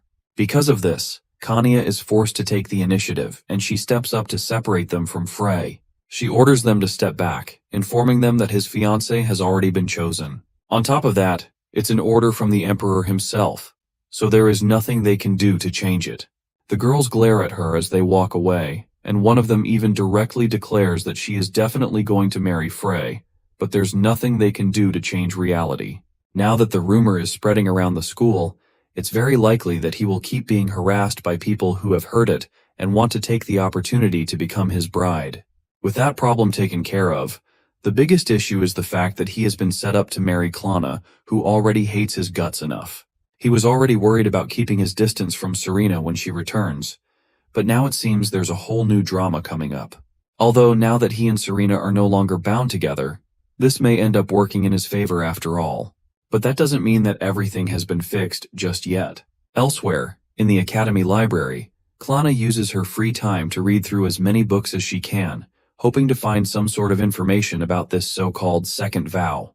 The library books have no answers for her, and she considers going into the secret archives at the palace, but she can't go in there without her father's permission. All she knows for now is that 1,000 years ago, when the Demon King disappeared, the first emperor, her ancestor, created this country with the help of the Starlight family that defeated the Demon King and the Moonlight family that went through many dark dealings behind the scenes. To honor their efforts, the emperor gave them many privileges, and since then they have not been allowed to interfere in each other's decisions. For 1,000 years the royal family has continued to request cooperation from both families, and then suddenly, that is all overturned with an engagement annulment. It makes no sense to her, and she wants to know what kind of vow would make that possible. As she's walking around thinking to herself, she runs into Frey, who she assumes came to leisurely tease her. She tries to leave immediately since they have no business with each other, but Frey has more to say to her than just some light teasing. He hints that he knows about the second vow and a lover's quarrel between their ancestors from 1,000 years ago.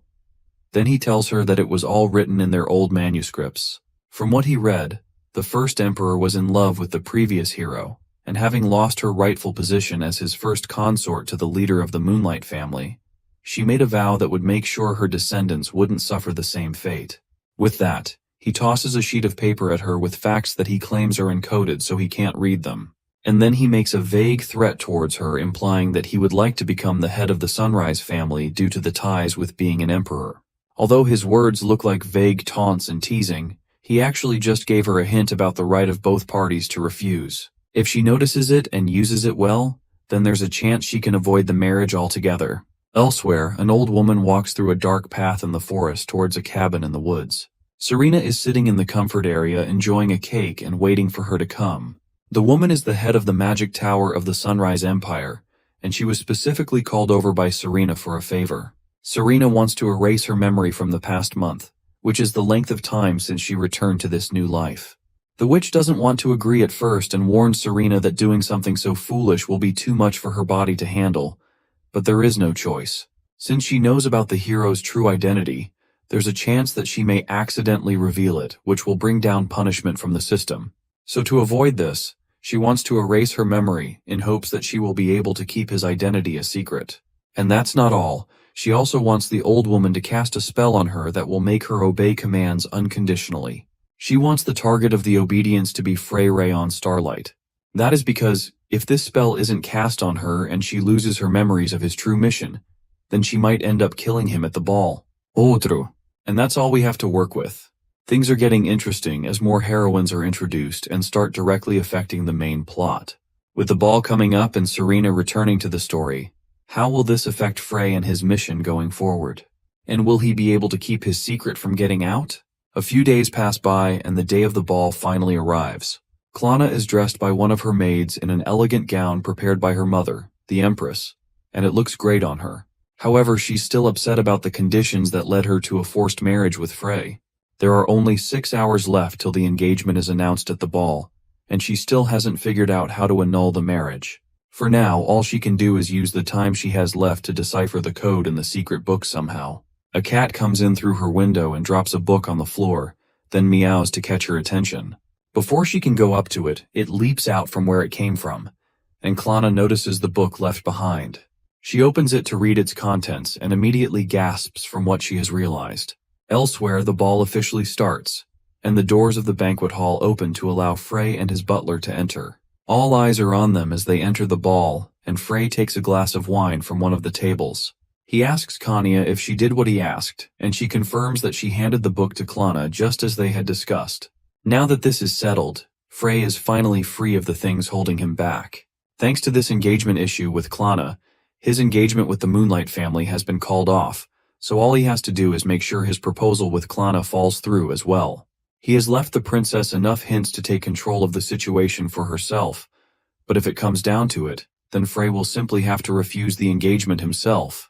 All that is left for him to settle is his deal with the Empress, which shouldn't be too difficult for him either. As they talk, someone comes up to him and requests for a moment of his time.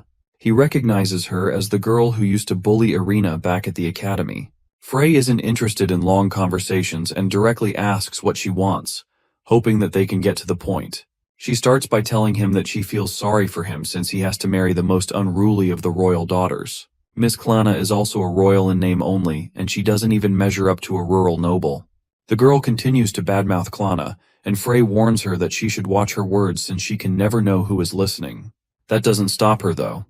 She mentions that she could offer him much more as the Count's daughter with her power and wealth. With her message passed across, she bows her head and leaves him alone with Kanya. That was a strange interaction, and although her motives are clear, acting like that won't change anything in the long run.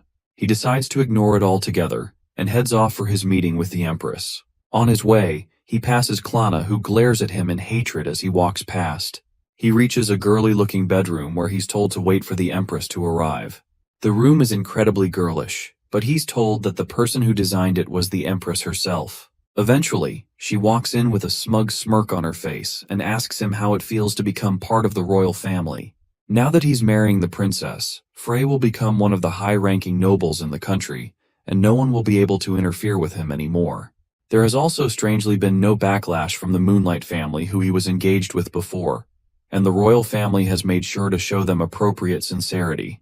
In other words, they used money to silence them, and the lunatic old man of the Moonlight family who Frey specifically hates is definitely the kind of person to do such a thing. In the past, they had a righteous cause against the Empire, but nowadays, money is the only thing that moves the Moonlight family. Even while arranging the marriage between Frey and their own daughter, the engagement was ultimately just for money. Frey doesn't let his disgust show on his face and continues talking casually, also stating that he wasn't too keen on marrying the Moonlight family anyways. Now that he's becoming royalty, it's time for him to show his gratitude to the family for inviting him in so graciously. He slides over a document regarding the donations that he brought in exchange for gaining royal status. It states that he will hand over 6 million gold, which is twice the money that the Empress expected. She continues to read through the contract, and she's eager to sign it so that there won't be any disputes later on. But then she notices a troubling clause at the bottom of the contract. It states that Frey cannot be arrested for any crime except treason. Frey excuses himself by saying that he intends to do some unsavory tasks for the royal family after his marriage with Klana. So in exchange, he wants protection while he gets his hands dirty. The Empress smirks at Frey's proposal, and things like this are exactly what she wants to hear from him. There's also another clause that states that if the engagement is annulled for any reason outside of Frey Rayon Starlight's intent, then his donations will be nullified. That's also a precaution to guard anything bad from happening to Frey. But something like that would definitely never happen. At least that's what the Empress thinks as she laughs away the remark and happily signs the contract. As long as the agreement from their century-old contract is in place, Klana cannot defy their marriage. With everything settled between them, Frey turns to take his leave from the Empress's room, and she promises him that she will stamp the contract and send it over to him accordingly. From their interaction, it shows that the nation really is run by money-hungry people, and they all dominate its governance. But thanks to their greed, his plans are complete, and it will definitely make playing the role of a villain a lot easier. As he walks through the palace halls, he once again runs into Klana, and she asks him if he's done with the negotiations involving her. Frey deflects by saying that they were just talking about national development, but anyone can tell that is simply a lie. Both he and the Empress were just trying to fulfill their selfish desires, but Klana is determined to make sure that things don't go his way. From her words, it looks like she has figured out a way to avoid the marriage. And just like that, everything is going according to his plans. Now he can sit back and watch her rampage from the best seat in the house. The ball carries on, and couples dance to the music as the ceremony begins in full swing. Frey has gotten the contract back from the Empress, and it has the Emperor's proper stamped seal, which means that there will be no issues enforcing it going forward. This will ensure that no one suspects him while he's pretending to be a villain. Strangely though, Serena Moonlight is nowhere to be seen even though she was sent an invitation to the ball. The Moonlight family must have refused to attend, and it wouldn't be a surprise either considering the events that have transpired so far. The head of the Moonlight family is also someone that is known to rarely attend these kinds of events, and considering Serena's position after her engagement was annulled, it's likely that she just didn't feel like coming. Although it's still strange since Frey expected her to at least come under the pretense of gathering information to kill him. Maybe she doesn't actually intend to kill him after all, but that's hard to confirm since they are barely receiving any intel from her side.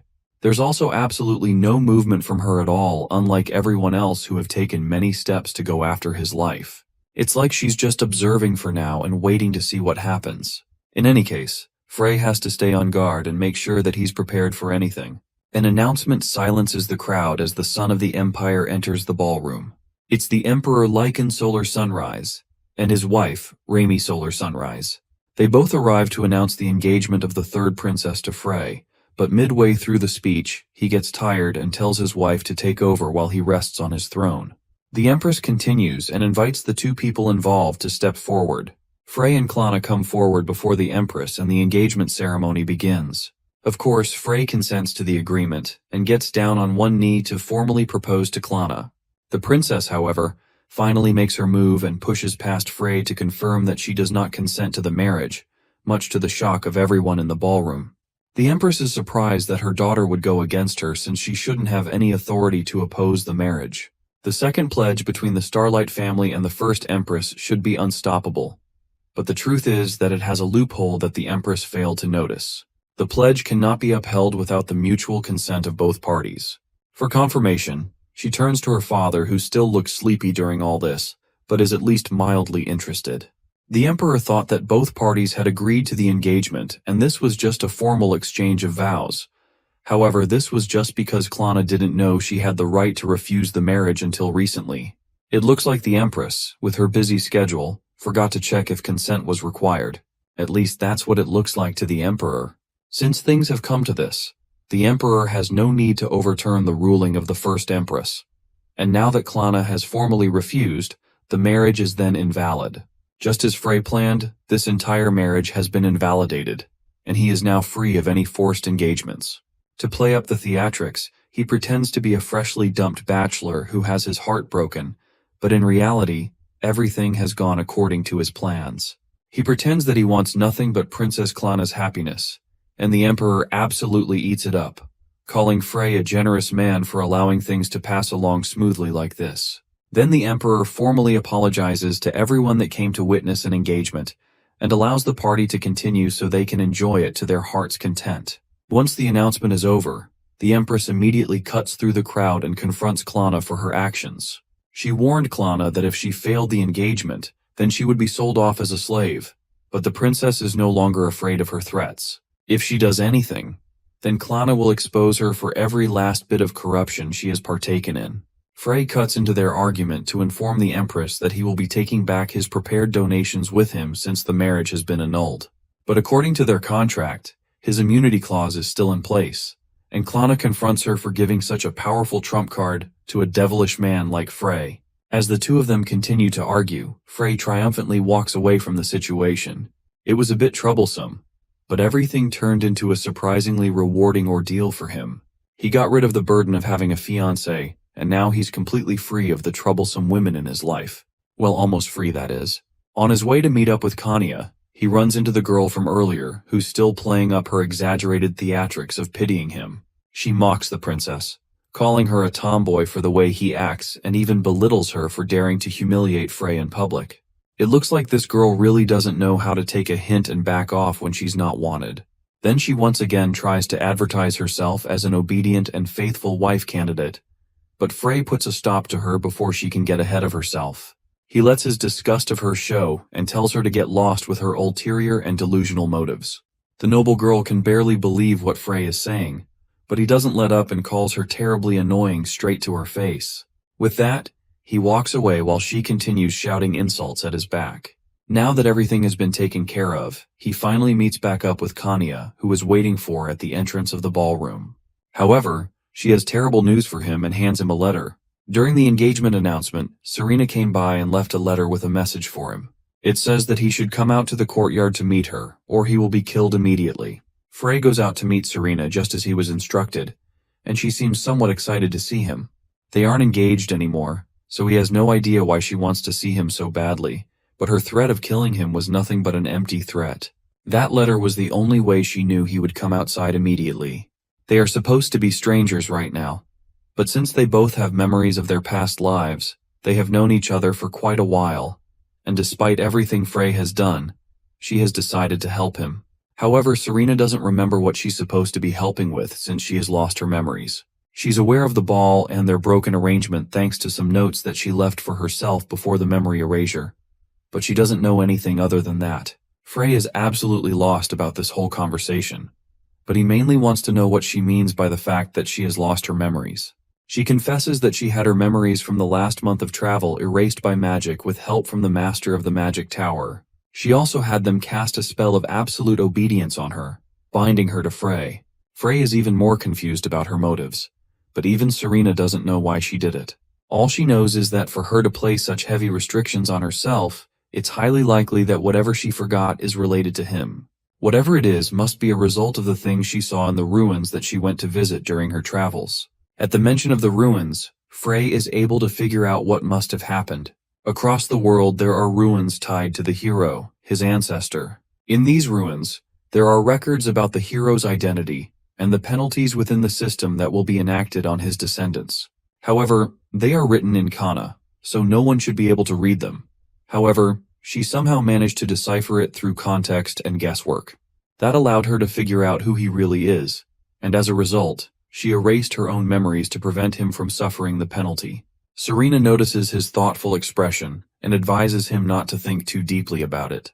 If she were to join him in thinking, she might accidentally figure out what she went so far to forget, and that would definitely be a problem. As much as Frey understands the situation, now that Serena has lost her memories, there's really no reason for her to be going so far to help Frey. However, she has her own reason for going so far for him. It's because she loves him. He may be a terrible person who has done horrible things, but she still loves him despite everything. Now that she has passed across her message, he turns to take her leave, but tells him to call her if he ever needs her help. Frey is still utterly confused about the whole thing, but there's a bright side to this chaos. With Serena's abilities and her overwhelming intelligence network as well as the manpower of the Moonlight family at his disposal, he might just be able to clear the first quest without any problems. Elsewhere, the master of the magic tower is frustrated at the fact that she has to run errands despite her high-ranking status. On her way, a little girl notices her troubled expression and asks if she wants any bread. This girl is the same girl that Frey saved from the succubus queen all the way back in the beginning of our story. The master of the tower isn't amused and tells her to get lost, but the little girl is still determined to pass on some goodwill to someone who looks troubled. Reluctantly, the older woman takes the bread from the girl and mentions that she's the master of the magic tower. She's out here because she sensed an enormous amount of magic power in the area, so she came to investigate. In return for the bread, she hands the little girl a piece of gold, and she excitedly asks if there's anything else she can help with. Even though she doesn't look like it, she can actually use magic. The master doesn't believe it since she doesn't sense even a trace of magic from the little girl, so to prove it, she activates a spell, causing a large amount of magic energy to surge from her body. The older woman is surprised since the massive amount of magical power that brought her out of the tower to investigate is all coming from this little kid. She wastes no time and teleports herself and the little girl out of the slums to somewhere more private. There the little girl reveals her name as Glare, and the older woman declares that from this moment onward, Glare is now her apprentice. Meanwhile, in a much scarier place somewhere in the demon realm, the demon lord is held in place by the penalty of the system. She calls for a crow to come over, and now that enough time has passed, she decides it's time for her to start making her move. It should be about time for her to attack the commoner's dormitory, and she plans to use the chaos of the attack as a cover to infiltrate the empire with her army.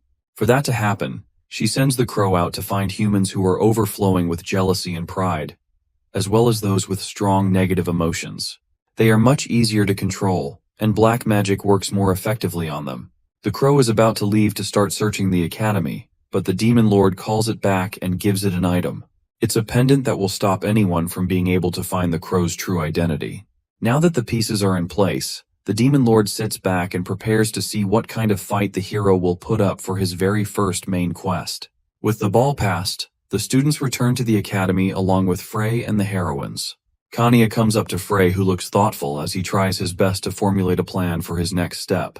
When he thinks about the future, he figures that it would be best to conserve a lot more of his strength for later battles. They have to prepare for the day of the attack and be ready to deal with the aftermath. Frey already has a plan for the aftermath though, thanks to his right to immunity to arrest that he got from tricking the Empress. He plans to just stay still and let rumors spread so he can get more and more points out of it.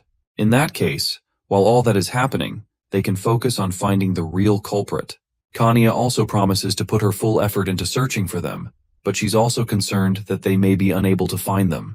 Frey is still confident though, since it's written in the prophecy that the demon radar is a special item. With it, both disguises and magic are useless against it, with the only exception being the system that only the hero has. In other words, it's fundamentally impossible for the demon culprit to hide from them.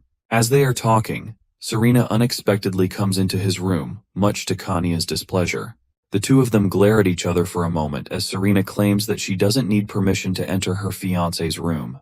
However, their engagement has already been called off, so she can't even claim that. Serena ignores that comment entirely and takes the opportunity to look around the room, while Frey wonders what exactly he got himself into. Serena told him that he could call her when he needed her, but it seems like she would rather make a habit of letting herself in. But Serena isn't done looking around and directly asks Kanya what she's doing in Frey's room. It's odd to her since Kanya should also have memories of their past lives, and she wonders if the butler plans to harm Frey in any way. Kanya confidently tells Serena that she has no intention of ever hurting Frey, and the two stare at each other for a moment. Thanks to Serena's high intelligence, she's able to tell that Kanya is indeed telling the truth. It looks like Frey has a very reliable butler after all. Despite how random her arrival is, her timing is perfect since Frey was just thinking of going to see her. He needs her help to continue preparing for the first quest, but before he can do that though, he needs to place an order on her first before they can do anything together. He orders her to doubt everything about him. This is to make sure that they don't accidentally trigger the system's penalty after all of Serena's efforts. The penalty isn't triggered by doubts or guesses about him. It can only be triggered by a person's absolute certainty. Even if Serena inevitably figures everything out again, as long as she continues to doubt him, they should be safe. With that taken care of, he hands her a map of the commoners' dormitories and advice that can be used to detect demons. Then he tells her that he received information about the demons that are planning to launch an attack in the area. To stop this, he wants her to deploy people from the Moonlight family to secure the area and provide surveillance. Serena agrees, but just like he ordered, she doubts his moves and starts asking questions. However, he's easily able to stop her by ordering her not to inquire further about his motives. With that done, she leaves the room, but not before reminding Frey that she loves him. Just like in their past lives, Serena is incredibly hard to understand, but even with that, she's incredibly competent. For now, all they can do is wait patiently for her to return with news. Just as he instructed her to, all the Moonlight family scouts patrol the area looking for anything suspicious. So far, everyone is in position, but there doesn't seem to be any particular reaction from the demon detection device Frey gave her. They have also dispatched scouts who are experts on demons, so it's only a matter of time before whatever evil in the area is caught. Once they are done discussing the specifics, the scout returns to her post to continue work, while Serena decides to rest in the area and continue her plans to figure out her next move. Meanwhile, the crow watches her from above, but doesn't deem her as someone that will be useful for their plan. The Demon Lord needs someone who is capable of using powerful black magic thanks to their intense negative emotions. Only they will be able to break the restraints on the Demon King and free her from her prison. The person will also need to draw a magic circle large enough to sacrifice the entire commoner's dormitory. As it continues to scout, someone in particular catches its eye. It's the girl that tried to flirt with Frey at the ball. She's still bitter about what our MC did to her and the fact that she was utterly humiliated by him. She's filled with jealousy and rage, which is exactly what the demon army needs. The crow approaches her and flaps its wings, causing one of its feathers to land on her shoulder. The feather unleashes something dark and powerful in her, and the crow reveals itself and speaks to her, asking her what she is. She responds that she is the Demon King's servant, and as per their wishes, she will attack the commoner's dormitory. Back in the dorms, Kanya serves Frey his morning coffee. It's been a long time since they've had such a peaceful morning, since there have been a lot of unpredictable events lately. Since they have some free time right now, Frey offers to take Kanya out to buy some new clothes and eat good food. Kanya doesn't face him as he continues talking, and in her mind, she mentally panics because this is basically a date. Before they can conclude on their plans, Serena comes barging in through the door shouting for Frey. Just as he had expected, there is suspicious magic energy leaking from the commoners' dormitory. With nothing else to do, Kanya and Frey decide to postpone their outing to another time. They rush over to the commoners' dormitory, and as soon as they get there, Frey gets a notification from the system informing him that the first main quest has started. He has to prevent the attack and capture the culprit. In return, he will get a hero's weapon awakening level up, but if he fails, he will get a slight reduction to his life force and lifespan. The fact that the quest has appeared means that the intruder is definitely in the building, and the magic coming from inside is terrifying. Ordinary people won't last too long, and because of it Serena had to pull her troops back. Weirdly enough, the surveillance on the building was never lifted, but the detection devices Frey gave them didn't pick up anything abnormal. But all of a sudden this morning, evil magic started flowing from inside. Frey wonders if this could be because a noble student entered inside, and Serena wonders why he would bring that up all of a sudden. Frey doesn't have time to explain things to her though, and he's more concerned about the fact that he never warned them of the fact that the culprit could be a noble. That still doesn't explain why the detection device didn't activate though. There's no time to dwell on it, and he has to focus on dealing with the situation. Their only option is to go in there and drag out the culprit. Once they get in there, Frey can use the Stone of Dominion to subdue the attacker and bring them under his control. If he can capture them and order them to do what he wants, he can prevent the attack. As he's explaining the details, he notices some people in the distance that he definitely shouldn't be seeing right now. In a flash, he grabs the two girls with him and forces them to hide behind a bush right as the three other heroines arrive at the scene. It's Verlosh, Irina and Klana, and it looks like they are also investigating the evil presence. They rush in intending to save the other people that have been trapped inside. Irina being here is expected since she's also a commoner, but it's strange that the other two are with her. They must have gotten closer without him realizing.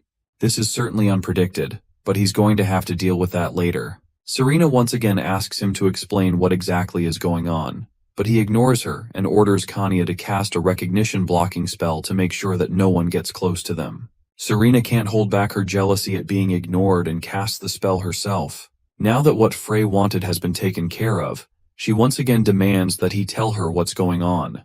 He's planning to find the attacker himself and use the Stone of Dominion to take control of their mind.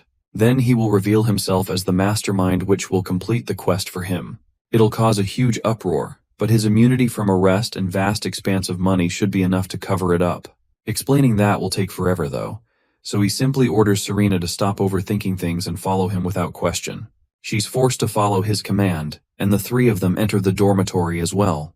Inside is dark and unwelcoming, as the three of them walk through the halls. Suddenly, a monster tries to attack Frey, and he reaches down to draw his sword. Serena is faster and manages to slap the monster back, slamming it against a wall. Two others come out from the shadows, but she quickly subdues them with magic before they can launch another attack. Her ability to use magic so skillfully is incredible, and for a moment, Frey takes a moment to be thankful that she's on their side. On the floor, he notices some graffiti in the shape of a magical circle. It has an ominous magical aura lingering around it, and it's certainly very suspicious. Elsewhere, Kanya notices some people unconscious on the floor in another room that have been taken out with sleeping magic. Frey orders Kanya to try and enter their subconscious, but after a few attempts, she can't get in there. Something is blocking her from getting in. That's frightening since when it comes to subconscious magic, no one can surpass Kanya. A strong will can resist intrusion, but completely blocking her should be impossible. Not even the strongest mages or the master of the magic tower can do that. And even the Demon Lord's army shouldn't have someone with that ability. Now that things have come to this, there's only one person that comes to mind that can have that kind of ability. It must be the Demon Lord herself who's personally involved with this.